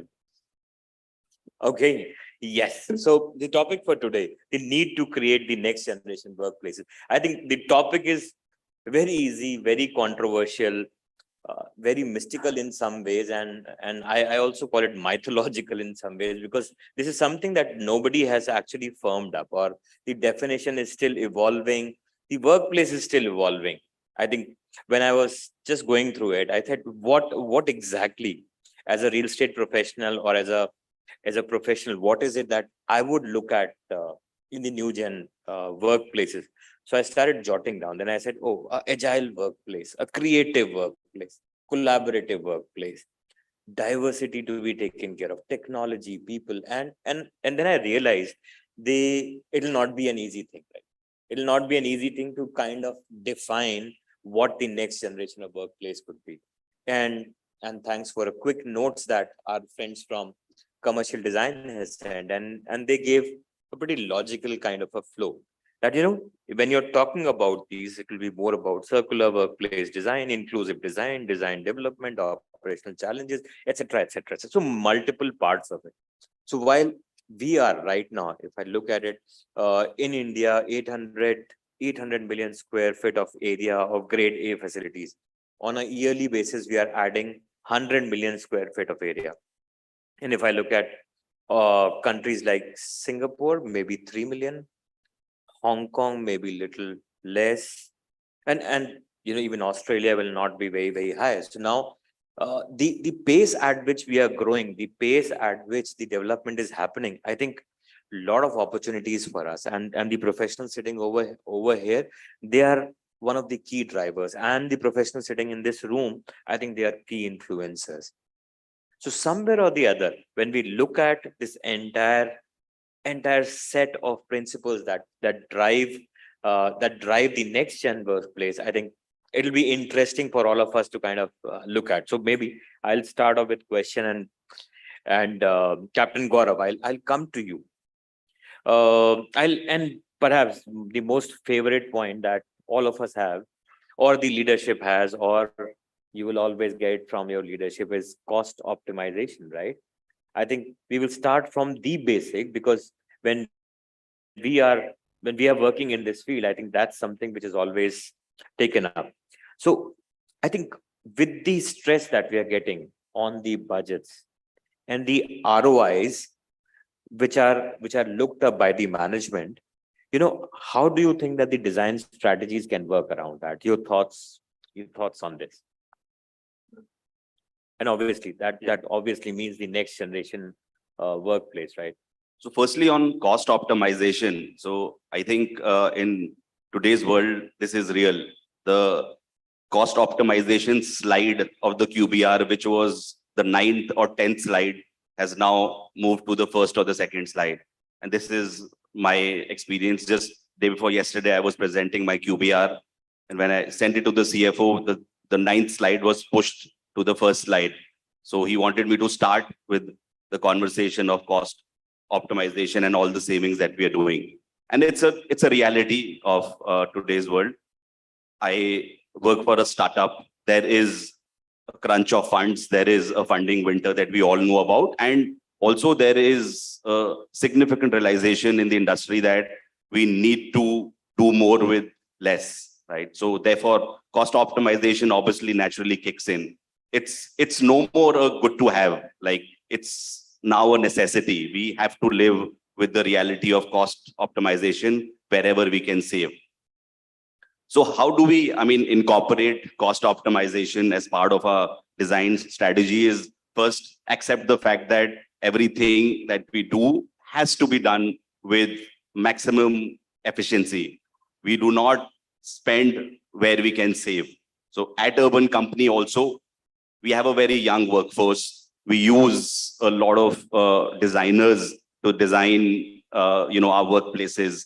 Our average employee age is approximately 26 years. Our offices look fairly funky and very, very collaborative, young, bright. However, the material that we use in our offices, the contractors that we use, we do not go for the high-end, costliest material and products available.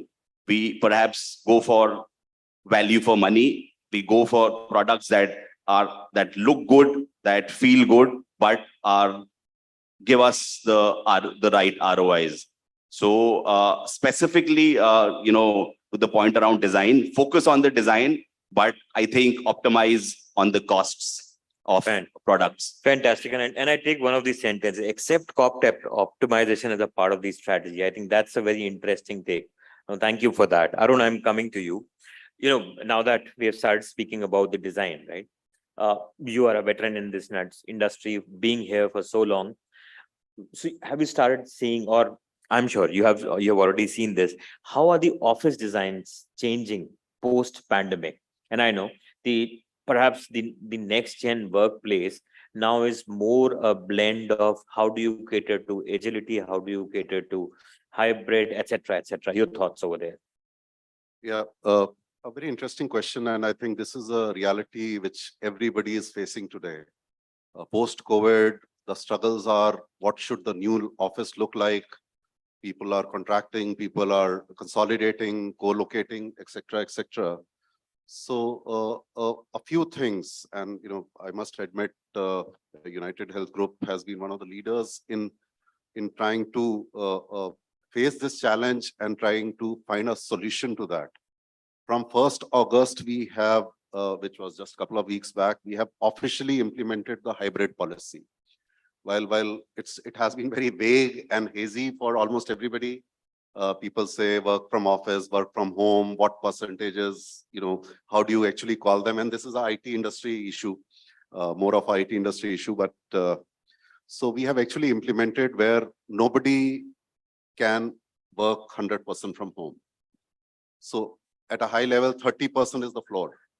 Okay. So everybody, irrespective, either find another job or come to office for at least 30% of the days. And you negotiate with your manager on which should be those days. Okay. Now coming to the real estate issue, that, the offices and seats lying vacant and not occupied. So how do I optimize that? And fortunately for us, we didn't stop our growth story. Even during COVID, we grew. But so that has really helped because I didn't add real estate in that proportion. But the internal customers of the FTEs continue to increase. So now with the real estate, and we had those classes, IT, BPO, analytics, closed wall offices, etc., etc.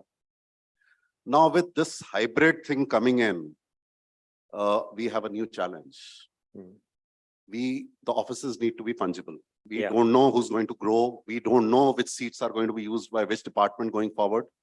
So a lot of negotiations happened with the senior leadership. Now, we earlier had almost 3 standards, design standards. Okay. For 3 different verticals, major verticals.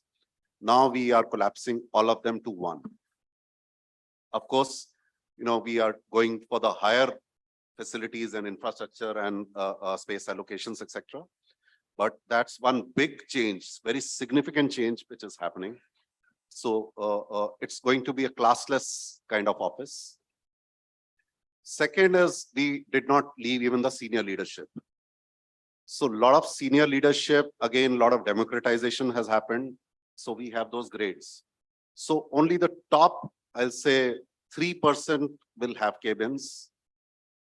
Well, I don't want to confuse you by those grade levels and names on nomenclature. And rest all sitting in the open. Everybody will need to sit in the open. Right. That's another thing. Third is how do I do it? We are introducing those tools, seat booking tools.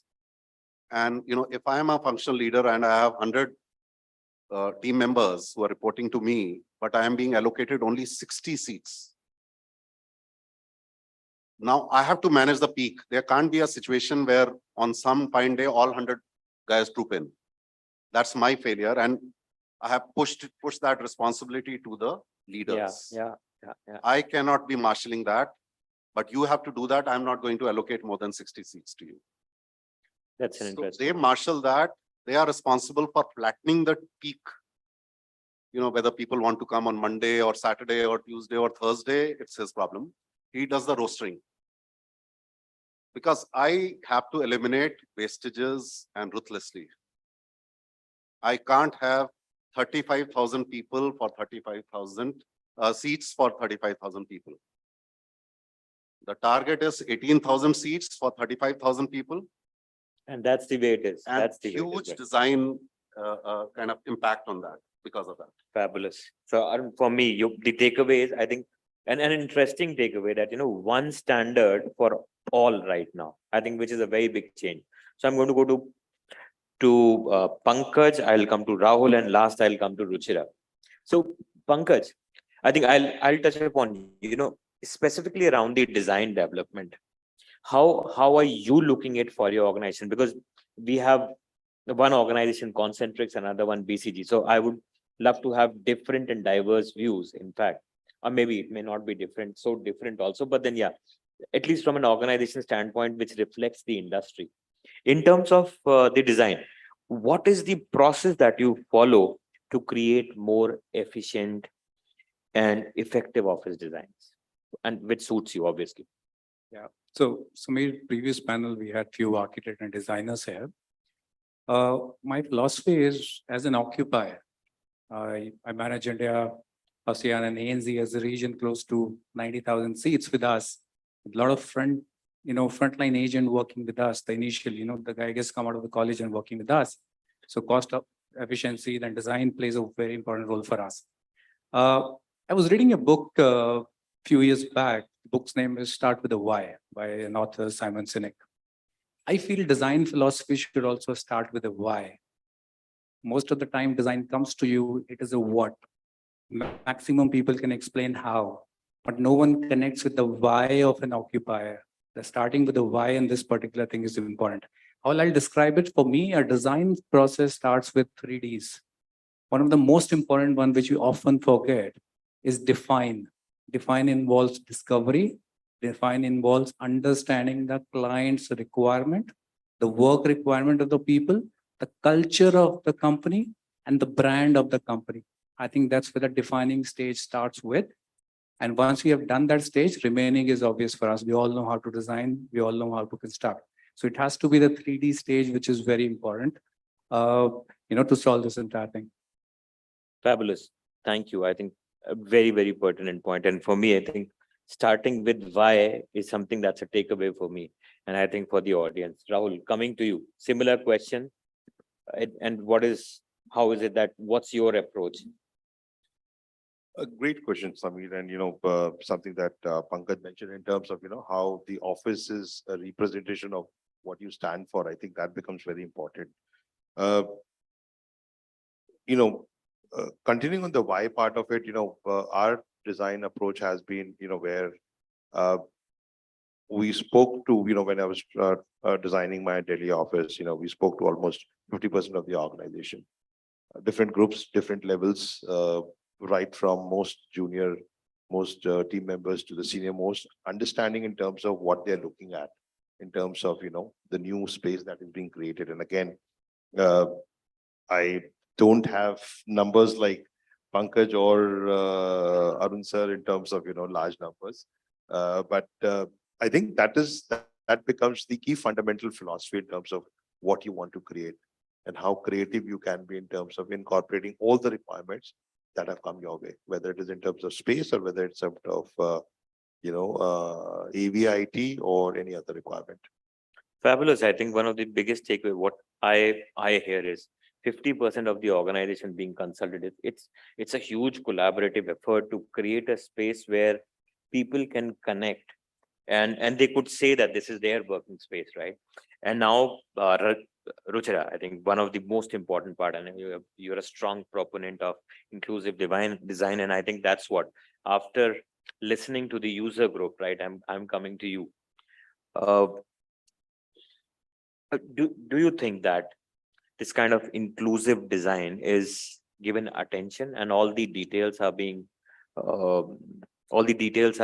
read by architects, or they are provided by architects in the right and the earnest manner, so that the design element that is being taken up by the end users is actually taken up? If yes, it's a great news, but then I know and it may not be a yes. Thank you for coming to me, Samir. I was waiting. I know. I saved the best for the last, Great. So I'll date this debate to 2016. And my answer is both yes and no. 2016, two very important developments happened in the construction industry in the country. One of them was the Rights of Persons with Disabilities Act, which got enforced, RPWD Act 2016. I'd like to see in the hall, we are all from construction industry. there are architects, there are occupiers, there are, people from assets. How many of you know about this act? Well, this Very is nice. uh, Very nice, very nice. Pass handful. percentage. Okay, okay. So this is a important development Absolutely. which had major clauses for accessibility in built environment. The clauses were specifically targeted to built environment, stating that any infrastructure, whether it's in inception stage or a greenfield project or something which is already operational, will have to meet certain standards and certain guidelines. Now that to me is also very important, going back to the previous conversation that buildings are aging, midlife crisis, and the question why. So do we ask this question why we need to upgrade a building, or why we need to retrofit? Yeah. Because the users are also a set which is always at the Changing, yeah, backbench. We like to drive the car on our own, forgetting about who we are taking and where we are headed. Absolutely. So that was a game changer. Companies had to comply with those guidelines and with those standards. The other important development that happened was the new National Building Code came into effect, the 2016 version. And thankfully, I'm not going through that midlife crisis because I dived into this work young. And almost 15 years ago, India did not have its own standards.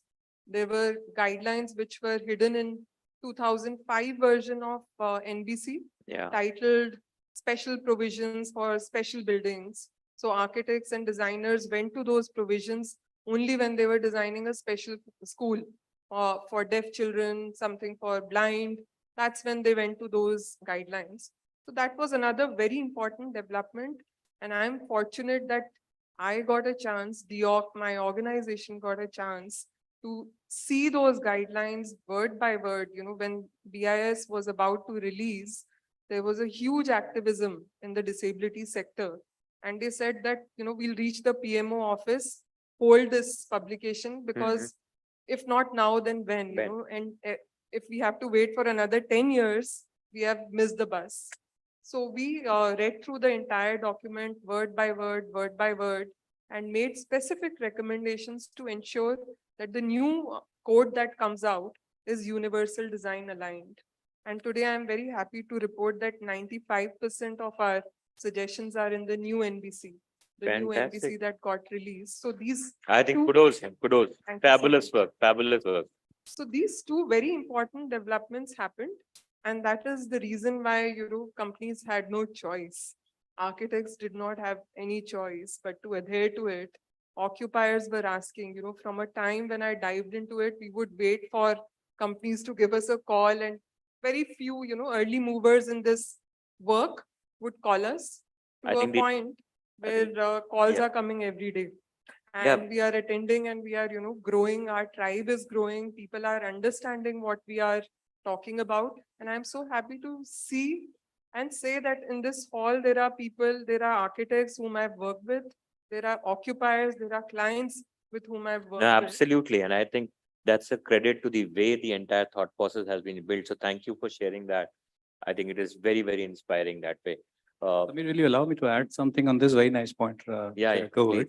While we're talking about a next gen workspaces, next gen cares about inclusivity. Very important topic. I was reading a very important quote somewhere which says, good design is visible. Good design is unique, but great design is transparent. The important word transparent here is that whatever hurdles I have for this inclusivity purpose, PWD, gender neutral, when they become transparent, they are no hurdle anymore. That's where the great design evolves. Just wanted to add this point. No, thank you. So just Indeed. want to add and close this thing that I'm passionate about is that we live in a world of specialization today. When you are with a bone ailment, you run to a orthopedician. When you have a headache, you go to a neurologist. When you have any other ailment, you go to a specialist. So accessibility today is a specialized work. Universal design and inclusivity is a specialized domain. So seek help, that's my advice to all people sitting here, people who did not raise their hands in particular, And because that's the need of the hour. Reach out to experts who will And- guide you and steer you in the right direction. so Ruchira, Not everything- I'll perhaps in the interest of time, Yeah, I'll also say, I think it is not one-way communication. For the end users who are not aware of it, I think it's a collaborative responsibility of the people who have already worked in this domain to share their stories. I think share what they have done, what they have achieved. And I think that is something which will help our tribe multiply, not grow, multiply effectively. So thank you for sharing that. I'll quickly come to Rahul right now. Rahul, I think I know you are very passionate about sustainability, right? What are these strategies that you have been looking for, or you have worked on to adopt sustainability in your workplace, and specifically around the workplace transformation? So sustainability is, our number one priority across the globe. But coming down to specific in terms of office, we also have a consulting practice on climate and sustainability. So they've given us a lot of recommendations in terms of what we can do in our offices. So outside of all the changes that we have tried to bring in our workplaces, I'll just tell you, every BCJ who travels, right, including myself, Yeah, I get a monthly dashboard in terms of how much travel I've done, how much carbon footprint I have generated, and how, and in their matrix in terms of the comparative of what I've done last month versus this month, and how I can, think of reducing it. So that's just one small example in terms of how we are going about. But I think on the workspace, it's, incorporation of technology.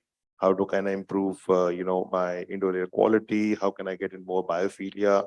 How sustainable and inclusive my offices are. So as we speak, we're trying to now see if I can, create an office which is also for visually impaired and somebody who's, hearing impairment, in terms of what technologies we can bring in, what kind of signages, etc., I would require in my offices, existing offices, to make it, more sustainable and inclusive. Lovely. Thank you. That's sharing. Very nice. Interestingly, I just had something to share. We recently had actually conducted a survey for ourselves, our offices, and I think that's an interesting story. We evaluate ourselves with 21 different kind of disabilities, all of them, and majority of the offices, I think 16 of the 21, we were able to address. 5 of them, out of which 4 were there, and 1 was tagged as multiple disabilities. I think that is where we were facing a challenge. And majority of the grade A workspaces today, I can say majority of the grade A workspaces may have a similar issue. Till the time you don't go through it and you don't look at it in that manner. So thank you, Rahul, for sharing it. And I think indeed it just complements what you have said. Arun, I'll quickly come to you for quick few words around how you have adopted sustainability strategies in your design. Yeah, sustainability has been extremely important as a corporate, and we are, as I told you earlier, world's 10th largest organization. 2035 is the net zero target globally. So it has to filter down, and down the levels we were also asked to comply. And then typical Indians. So we raised our hand that 2035 is too far away, and possibly let's give ourselves a target of 2030. So net zero is the target for UHG Asia at 2030, and for a few things is 2025. A few other things is 2027, and I will just explain. 98% diversion away from landfills, solid waste management.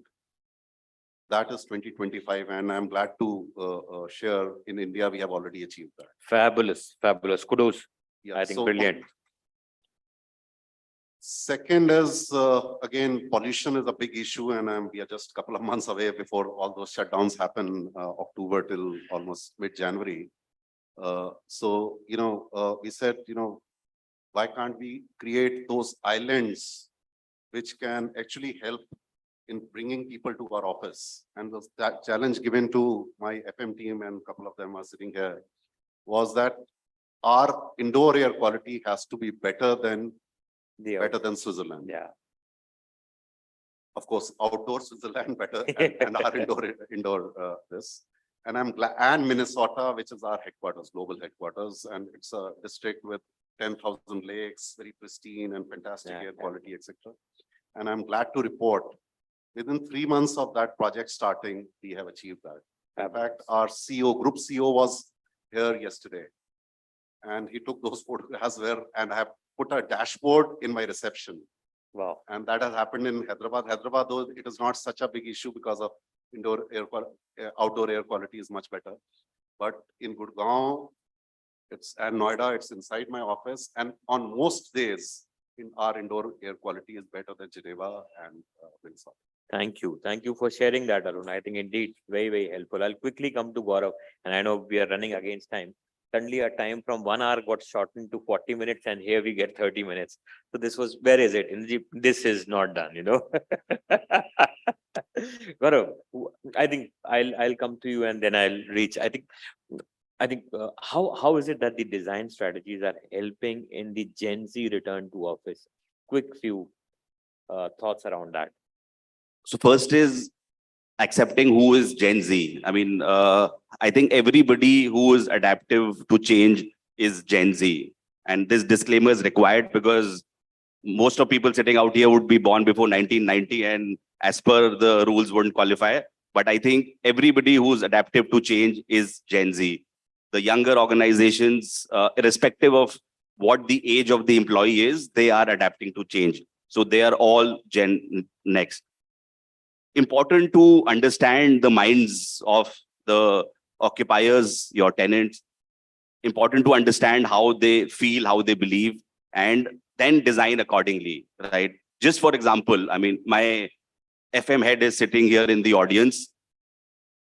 With being FM head, he's also an influencer with 350,000 followers on Instagram. So he balances his work life with his passion, that's Instagram, right? So therefore, you know, this is the kind of, people we have in our offices. So we have to respect what the new generation requires. They cannot be forced to do anything. They have to be advised to do stuff. And they will only do it if they want to do it. They are no more the hunters and gatherers. They will only work if they are passionate about it. So that passion also has to then show in the designs that we create in our office.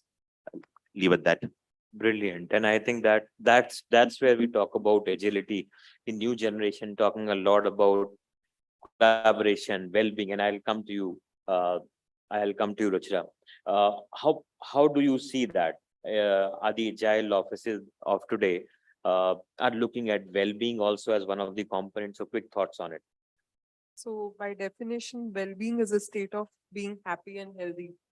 And to me, a built environment that promotes safety, independence, and dignity, which is what universal design does, is an environment where well-being will be promoted. We'll leave aside other aspects. I'll speak only about universal design here.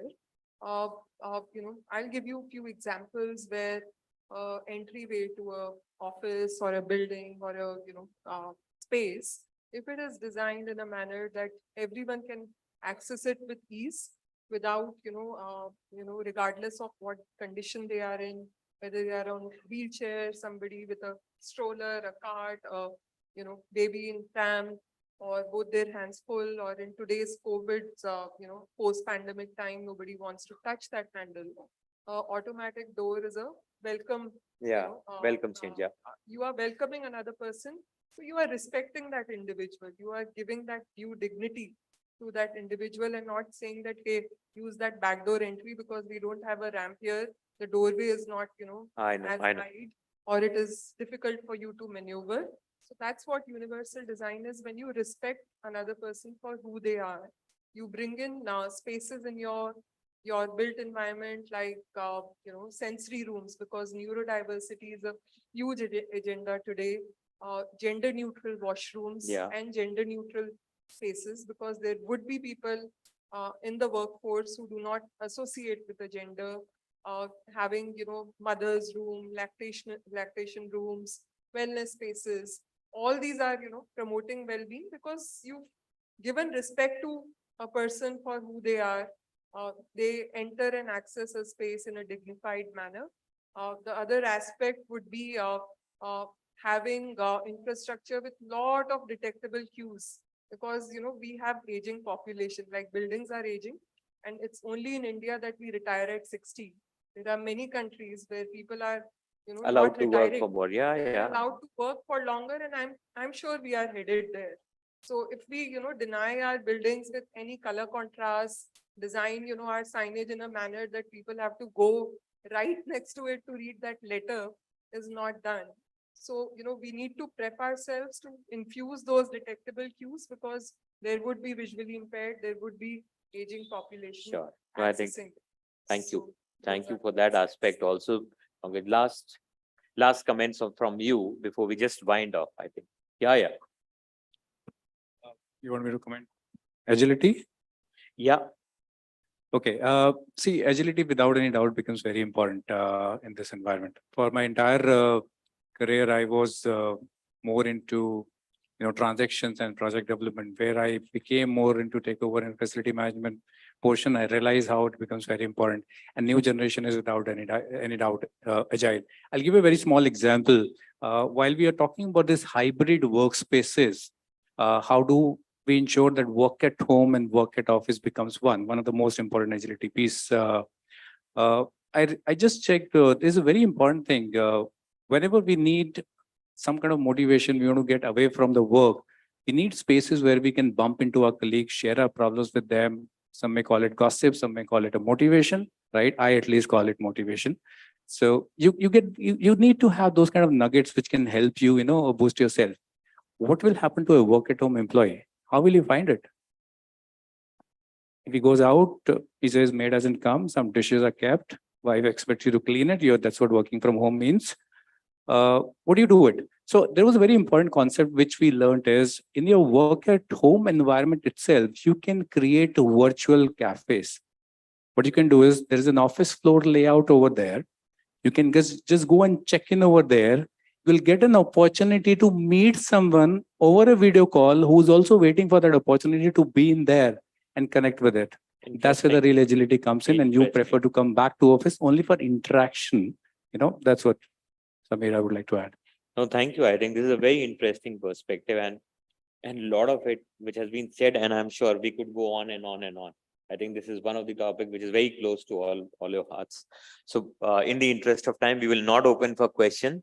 Thank you, panelists, for an amazing discussion and a lot of nuggets that you have shared. I'm sure people over here would be immensely benefited. Thank you all once again. A round of applause for the esteemed panelists, please.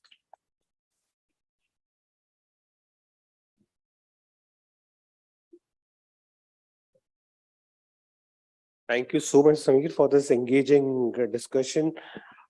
Thank you for bringing out the best out of each of the panelists.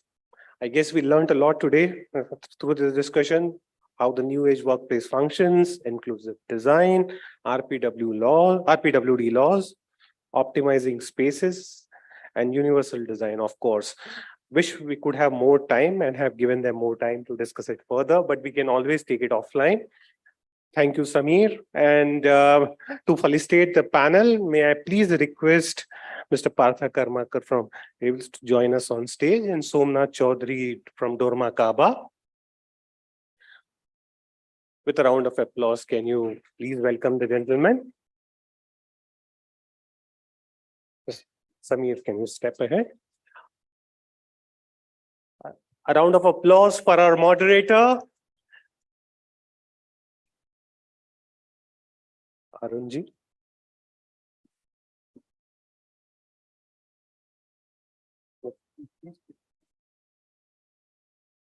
Gaurav, can you step back, please?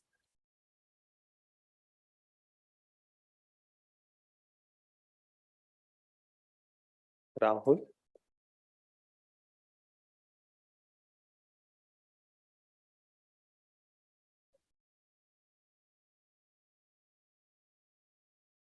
Pankaj.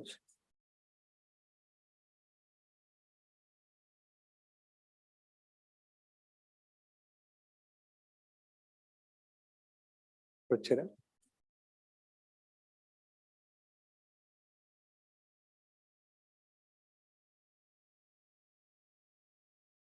May I please request you all to step ahead for a group photo?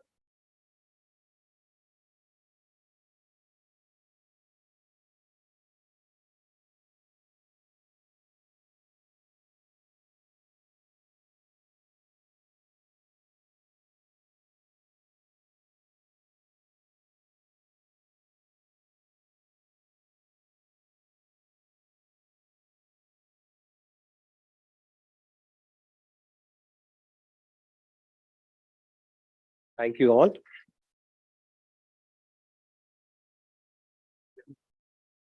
Before we move on to the last session. Thank you. Before we move on to the last and concluding session of the day, may I please request the message from the Autic team to be played on the screen? Can I have the Autic AV, please?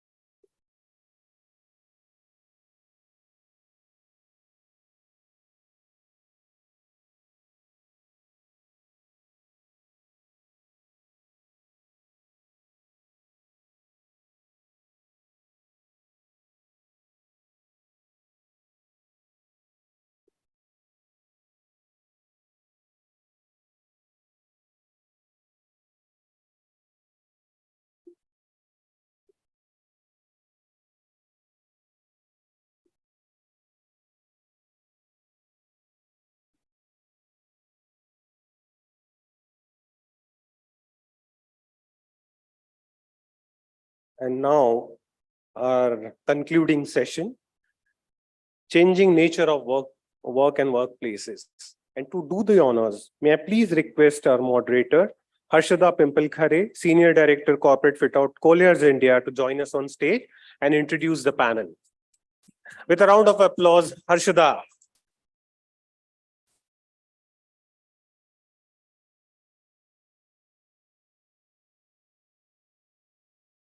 Welcome, Harshada, all yours.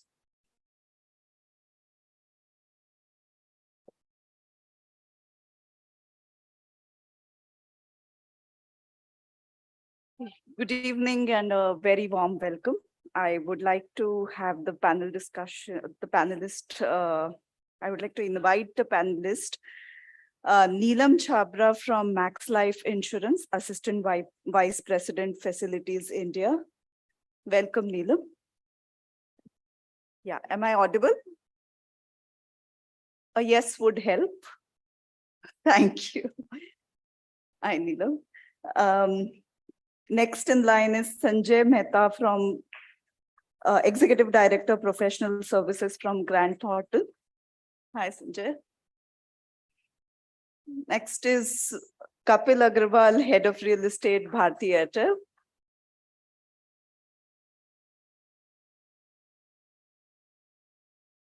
Next up is Mr. Chandresh Natu, Assistant Vice President, Procurement, Cognizant.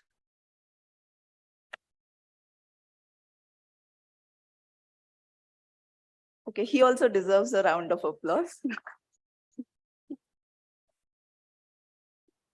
And the last panelist is Sheetal Rakhija, Managing Partner, Aon.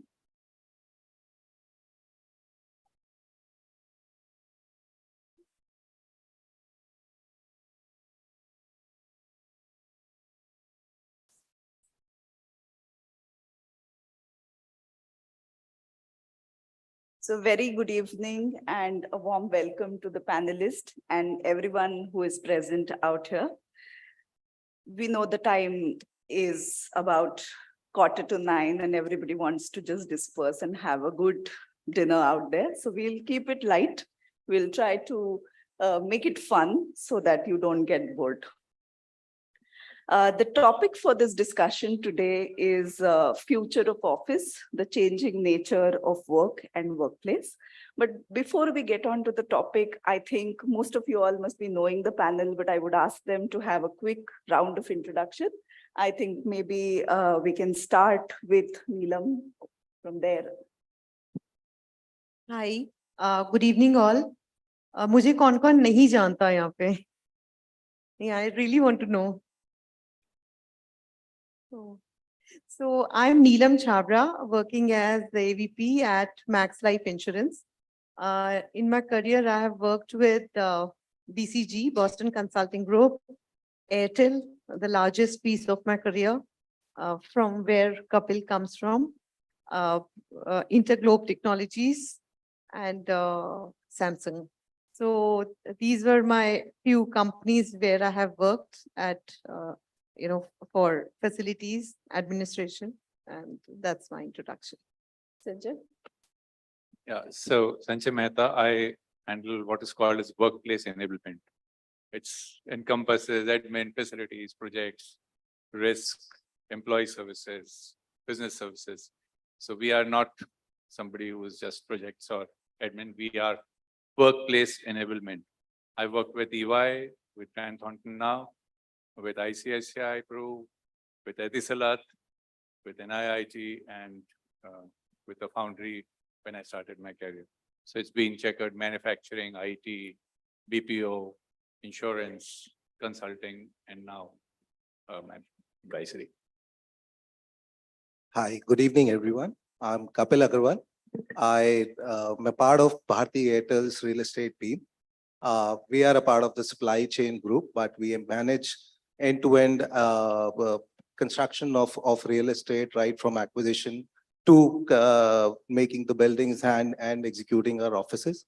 In the past, I've been associated with, I would say, from the project side, various sides of the table, and been a part of JLL earlier, Godrej Interior, as a part of their construction team. I've been with CBRE, and during my architecture days, I've had a small stint with Morphogenesis Studio as well. Thank you. Good evening, everybody. I'll keep it very short. I'm Chandresh Nathu. I work with Cognizant. I'm the APAC lead for the procurement function, and also globally, I manage the entire real estate as a category. Thank you so much. Good evening, I'm Sheetal on the side, and I run an architectural and interior design practice by the name of Eon Design and Development. Into the field for last 25 years. I also chair the IGBC Delhi chapter and a part of the executive committee pioneering the green building movement. Thank you. So we have a panel apt to discuss and take us into the future. Okay, my introduction. My name is Harshada Pimparkare. I am a part of Colliers. I work as the Pan-India Head of Business Development for Project Management Services. So we start, I would just set the context to the topic today. The topic I will repeat again is future of office, the changing nature of work and workplace. So to set the context, just like the world at large, the world of work, it shifts and changes over time.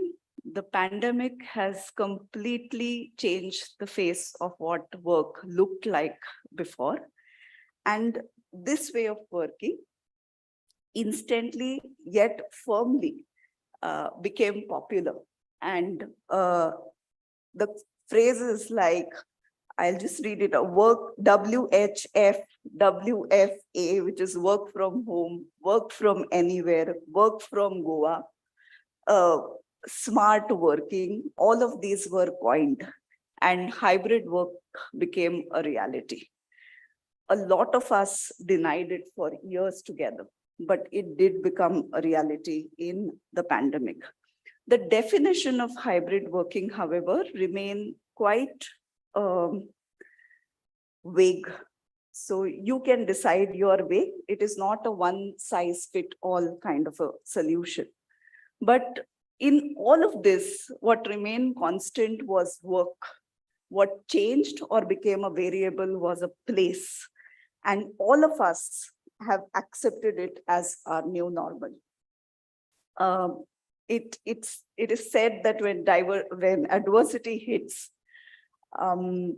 agility is no longer an option. One has to succumb to it. And all of us did succumb to it. The jobs which we never could imagine to be worked out of home or remotely were all performing fantastically well from home for some time.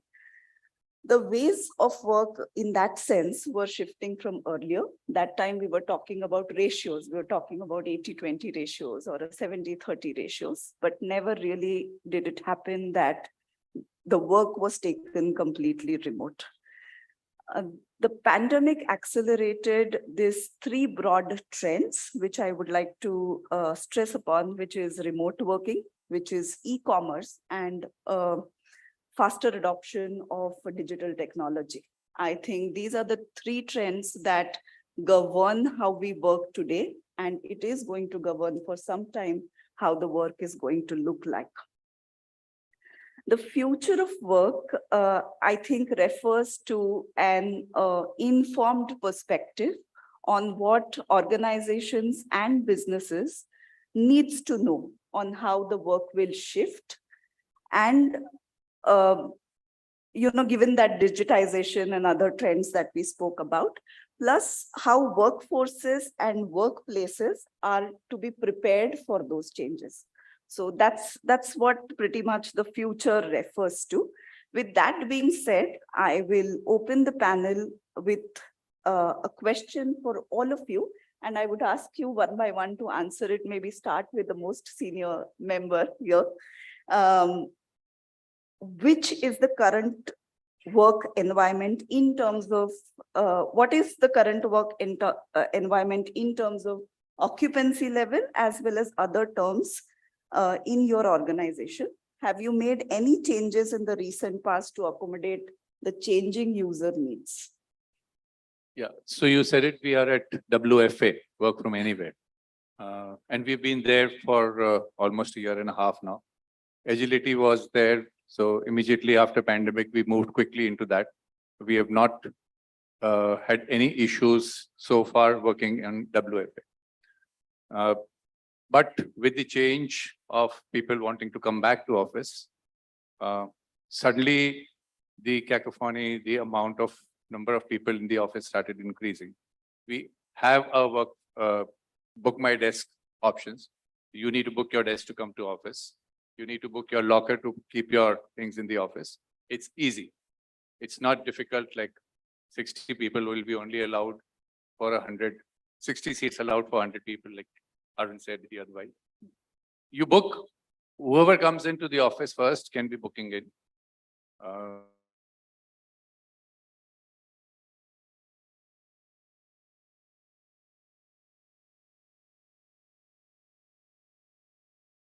There are open terraces in the office, which is there. We added some more things. Realized that with the open office concept, people needed some private. Yeah. So we added phone booths. So these are typically in an area of around 20-25,000 square feet floor plate. We added at least six phone booths. So we got them made acoustic ones. You can get inside. It works in for 2 hours, 3 hours, isolated, work out, come back. Right. You want to take a confidential call, walk in, come back. So we are into that part. Also realizing that we have a people first approach, and well-being was one more thing. So we started experimenting with sensors which measure the effect of electromagnetic radiations coming out from Wi-Fi devices, servers and all that onto the heartbeats, blood pressure and all that. We've got a target group of 70, 80 employees who come to the office almost every day. So we did a test on them and now we're doing it. So these are some changes that we have done, and offices are getting spruced up. We're changing the colors of the carpets. We're changing the workstations to be different. We are making better chairs into the office. So all that thing like midlife crisis also being tackled up. So that's some of the Right. changes that we brought into the office on WFA, which continued from the time we hit the pandemic and after that.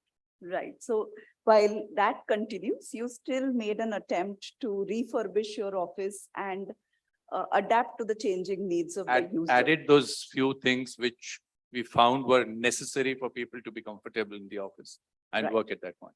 This work from home scenario also, I think, differs from company to company. Some companies have put down a rule of 3 days from office, 3 days from home. Some people have let it be.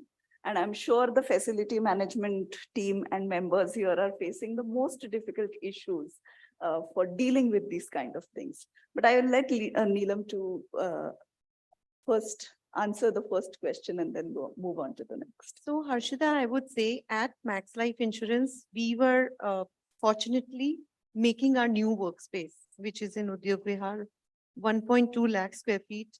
And that was the time when we were thinking that how we would fit in some of the spaces where, you know, we were in the adjoining area only. How would we do that?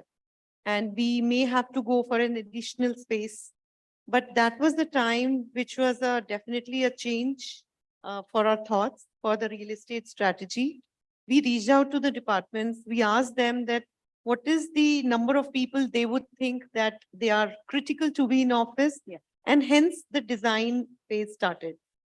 The initial numbers were like 40% would work from home anytime. And hence for about 2,200 people, we designed the building for about 1,300, right? Including, you know, adding on at least 200 more collapsed spaces. So they are agile spaces, can be booked by anyone, can be used by anyone on first come, first served basis.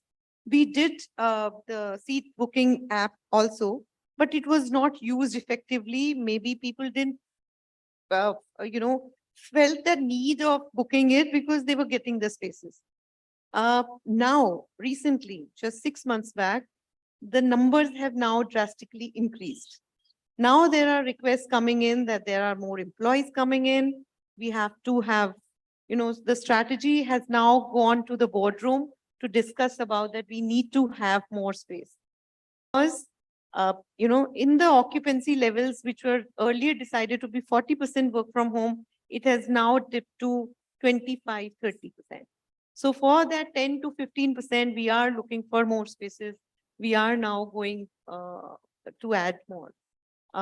Also, you know, if we talk about the time when Arun Khanna also mentioned that people were not coming to office, you know, Yeah. the teams decided that there has to be some norm of that these teams have to come to office. So lots of lucrative things were done by Right. facilities.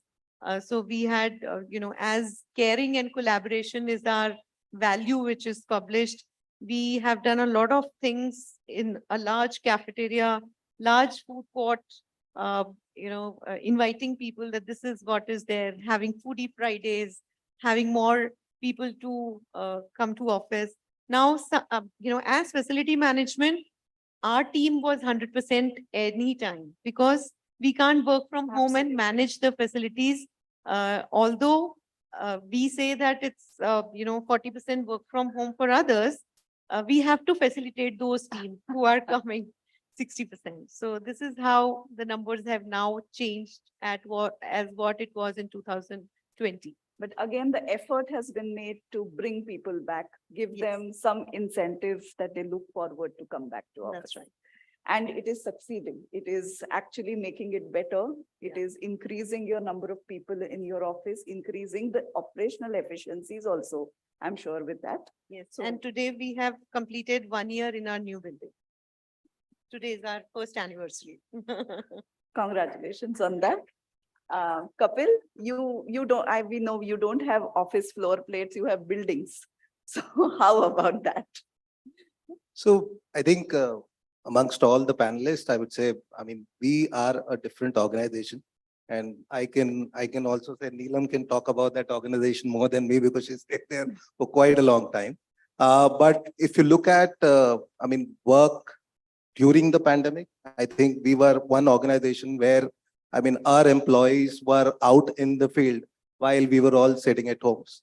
And so we had Airtel network running in every household. We had new connections being made, even when there was someone inside the house with affected with COVID.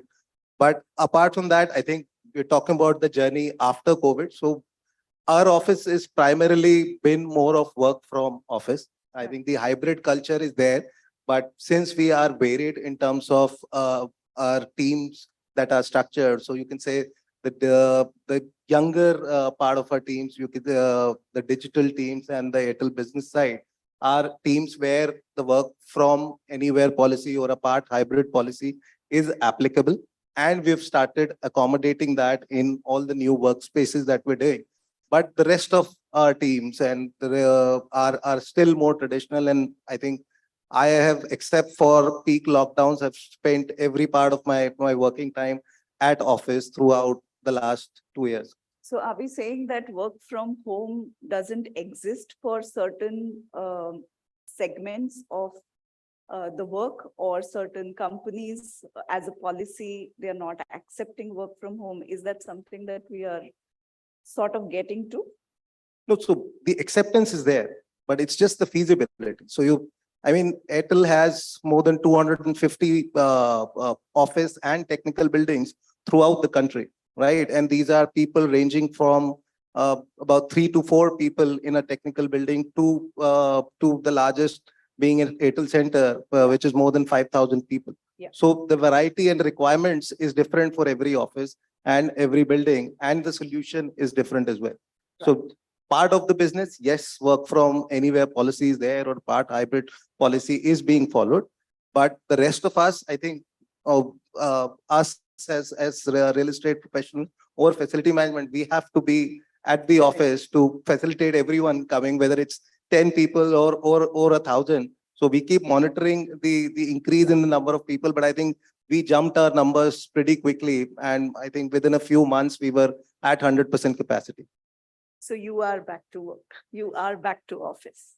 We never left. I think again, the same thing with you. You have big facilities.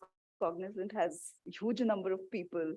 Tell us a use case maybe where you had to sort of augment your facilities to welcome the people back. Did that happen? So just quickly at Cognizant, in last 4 months, there were few really big announcements which was done in terms of future of work. One is it's going to be hybrid, and we are not going to be mandating our associates when to come to office. It's going to be up to them to decide, and the respective teams to decide. We then announced that we are going to be reducing our footprint by almost 40%. We've got a pretty large footprint in India, more than 25 million square feet of real estate space. And then we announced, in fact, just last week that tier 2 is where we will be expanding more, because we want to set up our offices closer to where our associates are. So we've announced Indore and Bhubaneswar as our next center, where we'll be opening up our office. And then the last part is about refurbishing our existing offices, because, you know, the point is, why should someone come to the office? Does the office really give them what they need? And clearly there is a gap. So to fulfill and bridge that gap, the offices will have to be redesigned to welcome all our associates. Absolutely. You are a creative person. I'm sure you must be behind designing those offices and renovating those spaces. What are your reference points or used cases when it comes to working on these upliftments, or so to say refurbishments of these offices? What were the things that the clients were asking for so that their employees come back to office? So COVID time had been very interesting for us, you know, the silver lining, I would say, because there were many concepts which we would push for earlier, which would get, you know, Yeah, absolutely. like the ratio, you know, the per person area, plus giving hot seats and not having everybody work on desks, give them that flexibility, having these collab spaces or hybrid collabs, which are flexible to change as you want, giving a lot of these terraces, green areas. They would always be, we want per person this much area. So in a way, this was very interesting because adaptability, flexibility, all of that came in. Territorialization went out. Absolutely. Where you had, every person having his own desk and even cabins for that matter, so this was this X cabin, this is Y's cabin, all of that went. Now these cabins are more like a mix of cabin come meeting room. So when these people are not, so you need to book them. So then obviously, then you need less space. So, so three things happened. One was, of course, like they said, that many people were working from home, and most of the firms that we've designed for, while there's been a mix, but mostly they have a flexible thing where, people work 3 days or whatever. So they need to book wherever they need. So, and what I see the future also is that today, with the collaboration of technology, people, we used to say place, now it's not place, it's space. So the workforce decides where, how, and when they want to work. So that's a very interesting concept that has come in.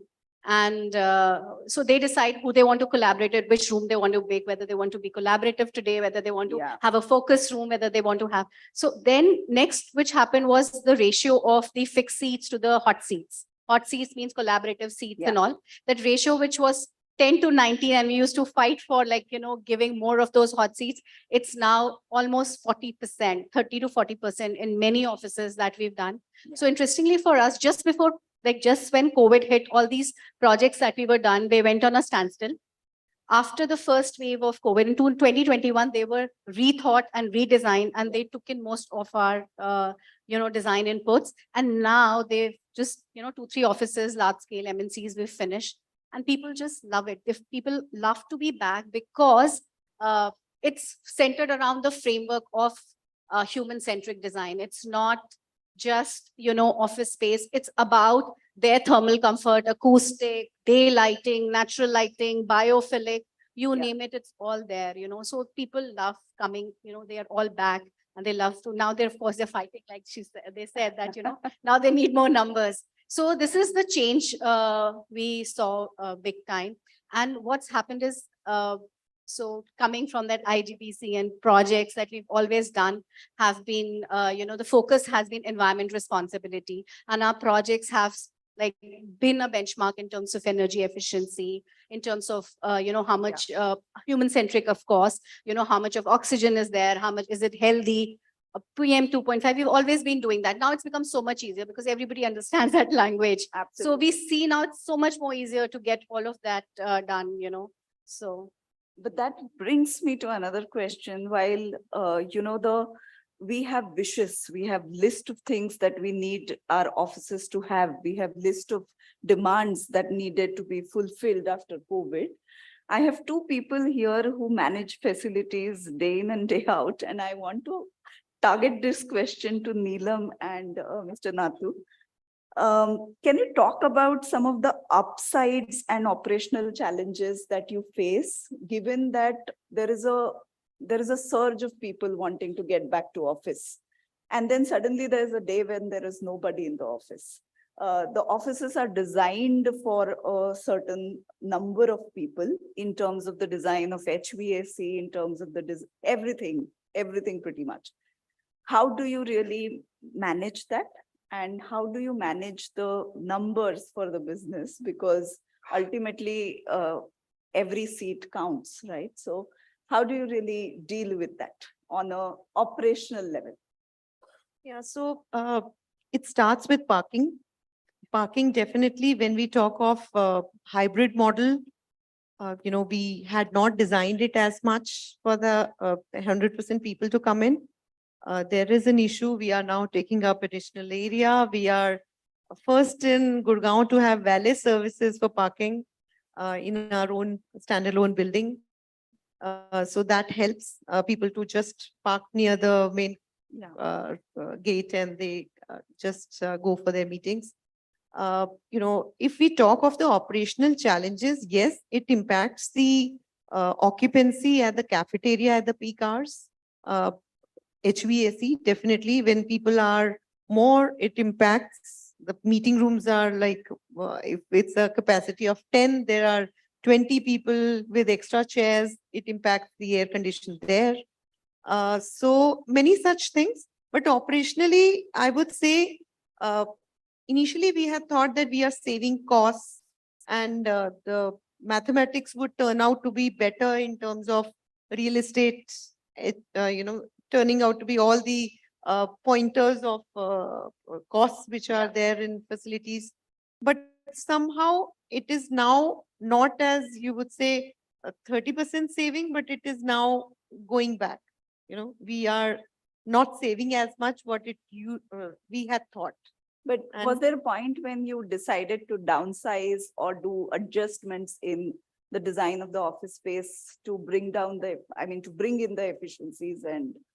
So as I mentioned, we were fortunate, I would say, we were designing our office at the same time, 2019. Right. When the COVID came in and we moved into a hybrid numbers. Sure. So the numbers were designed that way, but now it's going up.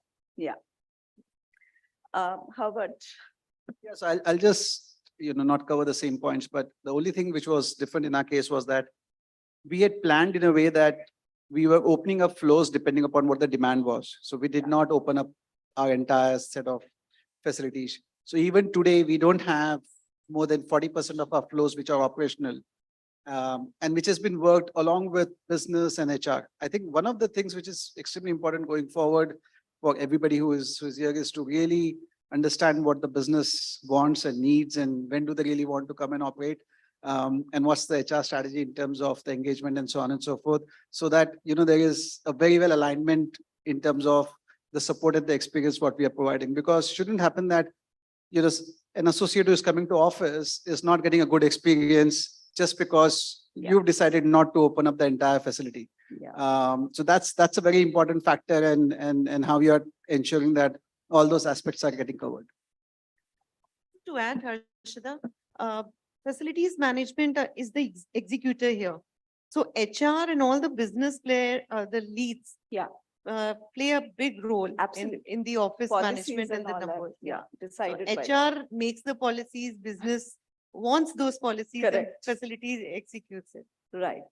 So I think this gives us an idea of where we are today, which we were not prepared for. But I think the pace at which everything sort of you got it all together was absolutely phenomenal. And I think COVID taught us that you have to behave as if the future has come.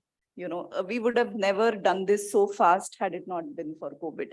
That brings me to my another question. And Sanjay, I would like you to take that. What are the constants from the past and the present that you see getting carried into the future of the office? So the constants are only two. We call them occupiers. I call them users and the physical infra. But are they really constants? No, they're changing. That's what. Yeah, so there's nothing which is constant except the brick, mortar, and the human which is there. It has to be agile. What was just an infrastructure is now become interactive. What was just a chair is now become a comfort zone. Right. So it is nothing which is constant, but yes, those two things will remain there throughout, and it'll continue because without those two, the work doesn't happen, the office doesn't happen. Yeah. More of use of technology and adaptive technology, ease of getting into the office. I heard accessibility was one. No, it is not only accessibility for special, it is accessibility for common. Book my desk should be so easy that people should use standing outside in the parking, being able to book their desk. That's when they will use it. Something which is cumbersome, something which is difficult to use, nobody will use it. Technology, meeting rooms, technology need to be portable. You need to push them from one side to the other side whenever you want. You want to push them into open areas, more of video conferencing equipments and things on wheels, trolleys, and people trained to move them without damaging, and they should be plug and play. without the IT getting into to enable them for me. So it Right. should be me doing it plug play. That's what will make, that's what are the constant things and that's what is changing. So that's right. So the change is the only constant. Change is the only constant. Would you like to add something? You are a creative person. I'm sure you have a take on it. Yeah, I agree with that. In fact, like I said, that future is the workforce decides where, when and how they want to work. So apps and Internet of Things and all of this really helps because you can, easily from the comfort of your home decide, we are doing a very interesting project. It's a large development where there are these offices where we are giving like garden areas where they're going to be these pod offices, which are collapsible. They become a conference room, then they can convert into cabins, they can convert into lounges, and they are in middle of a garden. And there are many of such things we are coming up with. So you want to be in one with nature. So you decide where you want to work. You don't want to be necessarily inside, you can be outside. So that flexibility of working from anywhere is what the future holds, I feel. And of course, IT has a lot to do with it, and flexible spaces, like the same space converts into a town hall, then converts into a cafe, then when it's not in, because cafe is not all the time, it's just public. Correct. And then the diminishing boundaries between hospitality, residential and offices. So office gives you that comfort or the warmth of a hospitality. Right. So I feel that's where the future is going, more flexibility, towards. adaptability. We decide how we want to work. I think you have answered the next question I have, but if you have any more pointers, and then I'll go to Kapil. What are the key factors that will influence the way we design our workplaces of the future?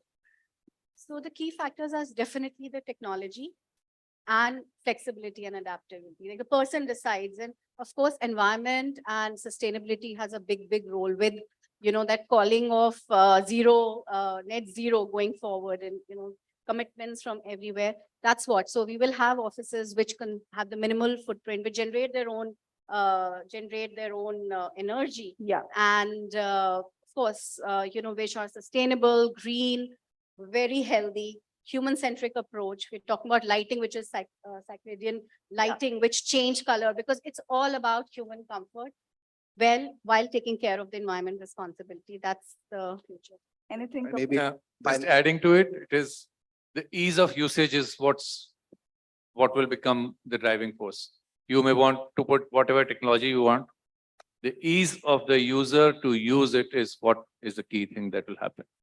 Perfect. I think we have to end it. I will just want all of you to answer in one word, something that I got inspired after Vistap's panel discussion.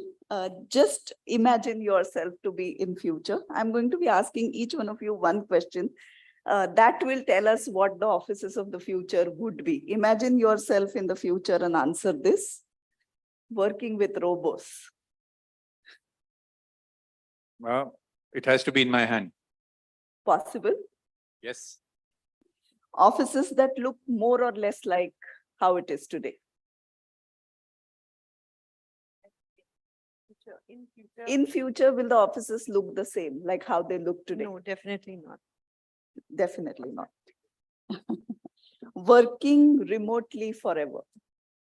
Is that a possibility? Not at all. I think Never is the we are all social animals, so that'll never be the case. That's never going to happen. Offices as a social collab hubs only. Absolutely. Absolutely, right? Or something entirely different. One with nature, probably an office in a tree house. So that's, ladies and gentlemen, the offices of tomorrow would be. Completely remote is possible. Working with robots is possible. Office being the social hub is possible. And something entirely different like a tree house is possible. Thank you very much for being here and patiently listening to this.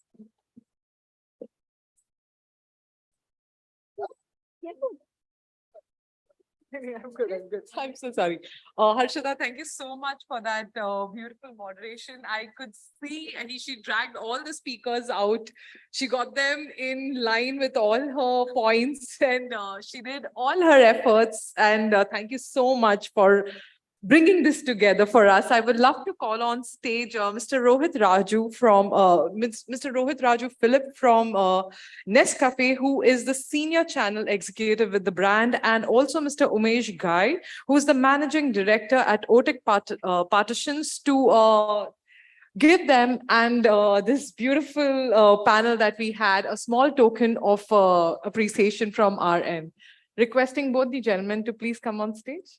Rashmi, please note equal diversity here in this Oh, panel. yeah, I know that. No, that's my bad actually, but I would. Harshada, the first one goes to you. Thank you so much for beautifully putting in this panel.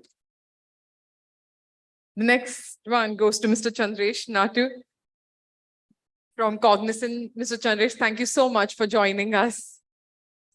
We next have Mr. Kapil Agarwal, the head for real estate at Bharti Airtel.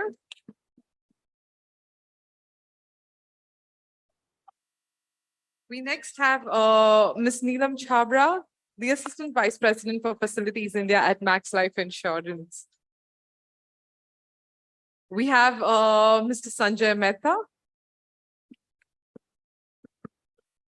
Thank you so much. And Mr. Mehta joined us from Grant Thornton. Thank you so much, Mr. Mehta, for joining us here. And finally, we have Ms. Sheetal Rakeja, the managing partner at Aeon. Thank you so much, Sheetal. With this, we conclude this the conference for today, ladies and gentlemen. Thank you so much for joining in. I would call on stage the Managing Director for ITP Group Media, Mr. Bibor Srivastava, to deliver the vote of thanks for the evening.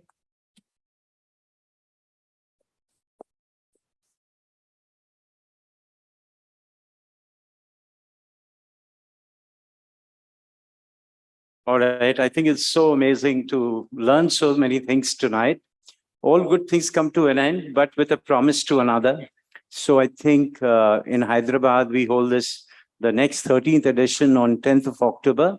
And 3rd November, I really wanted to come up and talk to you about this. We are holding the Commercial Design Awards, which promises to be the biggest and ever biggest that would happen. So I think my team will reach out, but I think we'll need to see lots of nominations coming, especially from Delhi with the kind of body of work that you're doing. So do come.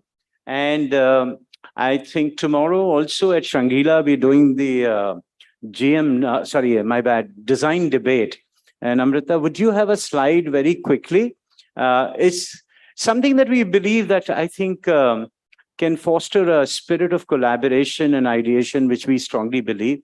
So the topic is very interesting.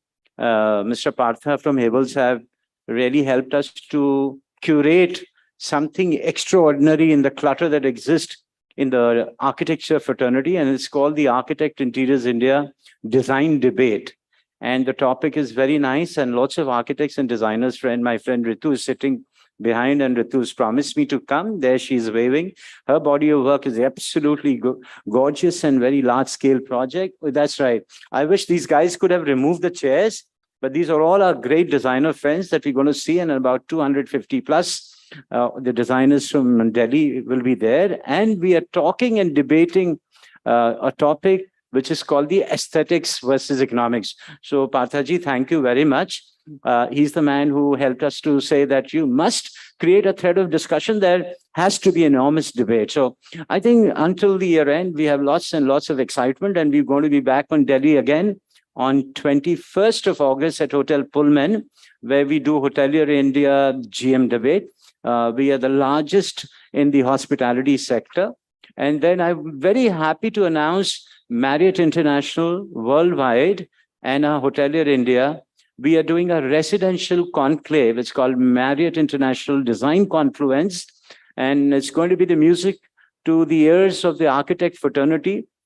you will get to work with Marriott International, and nobody as a global chain is bigger than Marriott. So Marriott and Hotelier India is curating an exceptional residential conclave, which promises to have 250 plus architects and interior designers across the country who have the passion and the practice in design, and also presenting to our designers about 75 owners who are making hotels. So it's a good situation for everybody. You've been very lacing and very good audience to us. Thank you for us and keep believing in us.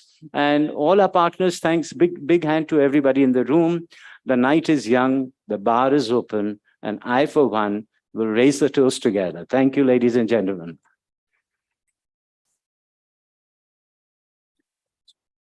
Listen, I'm such a jerk. I really want to thank Rashmi Naikar. What an incredible young talent, full of life, energy. And I know she's not like me, but I'm a shameless guy. Tomorrow is her Roka, so give her a big hand. She finally decided to get onto the other side, irrespective of not taking heed to me. My Mr. Dependable Indrajit Saoji. Can you stand, Indrajit? So that's my Indrajit. The lady behind the console, Amrita, may I request, she has our marketing and the digital, and she's made ITP up there. And lots of people in and out of the room, Tarun, Priyanka, Shivali, and many others. Thank you all. We love you. And I'm so proud of this great team who helps us to deliver again and again tirelessly. Thank you very much.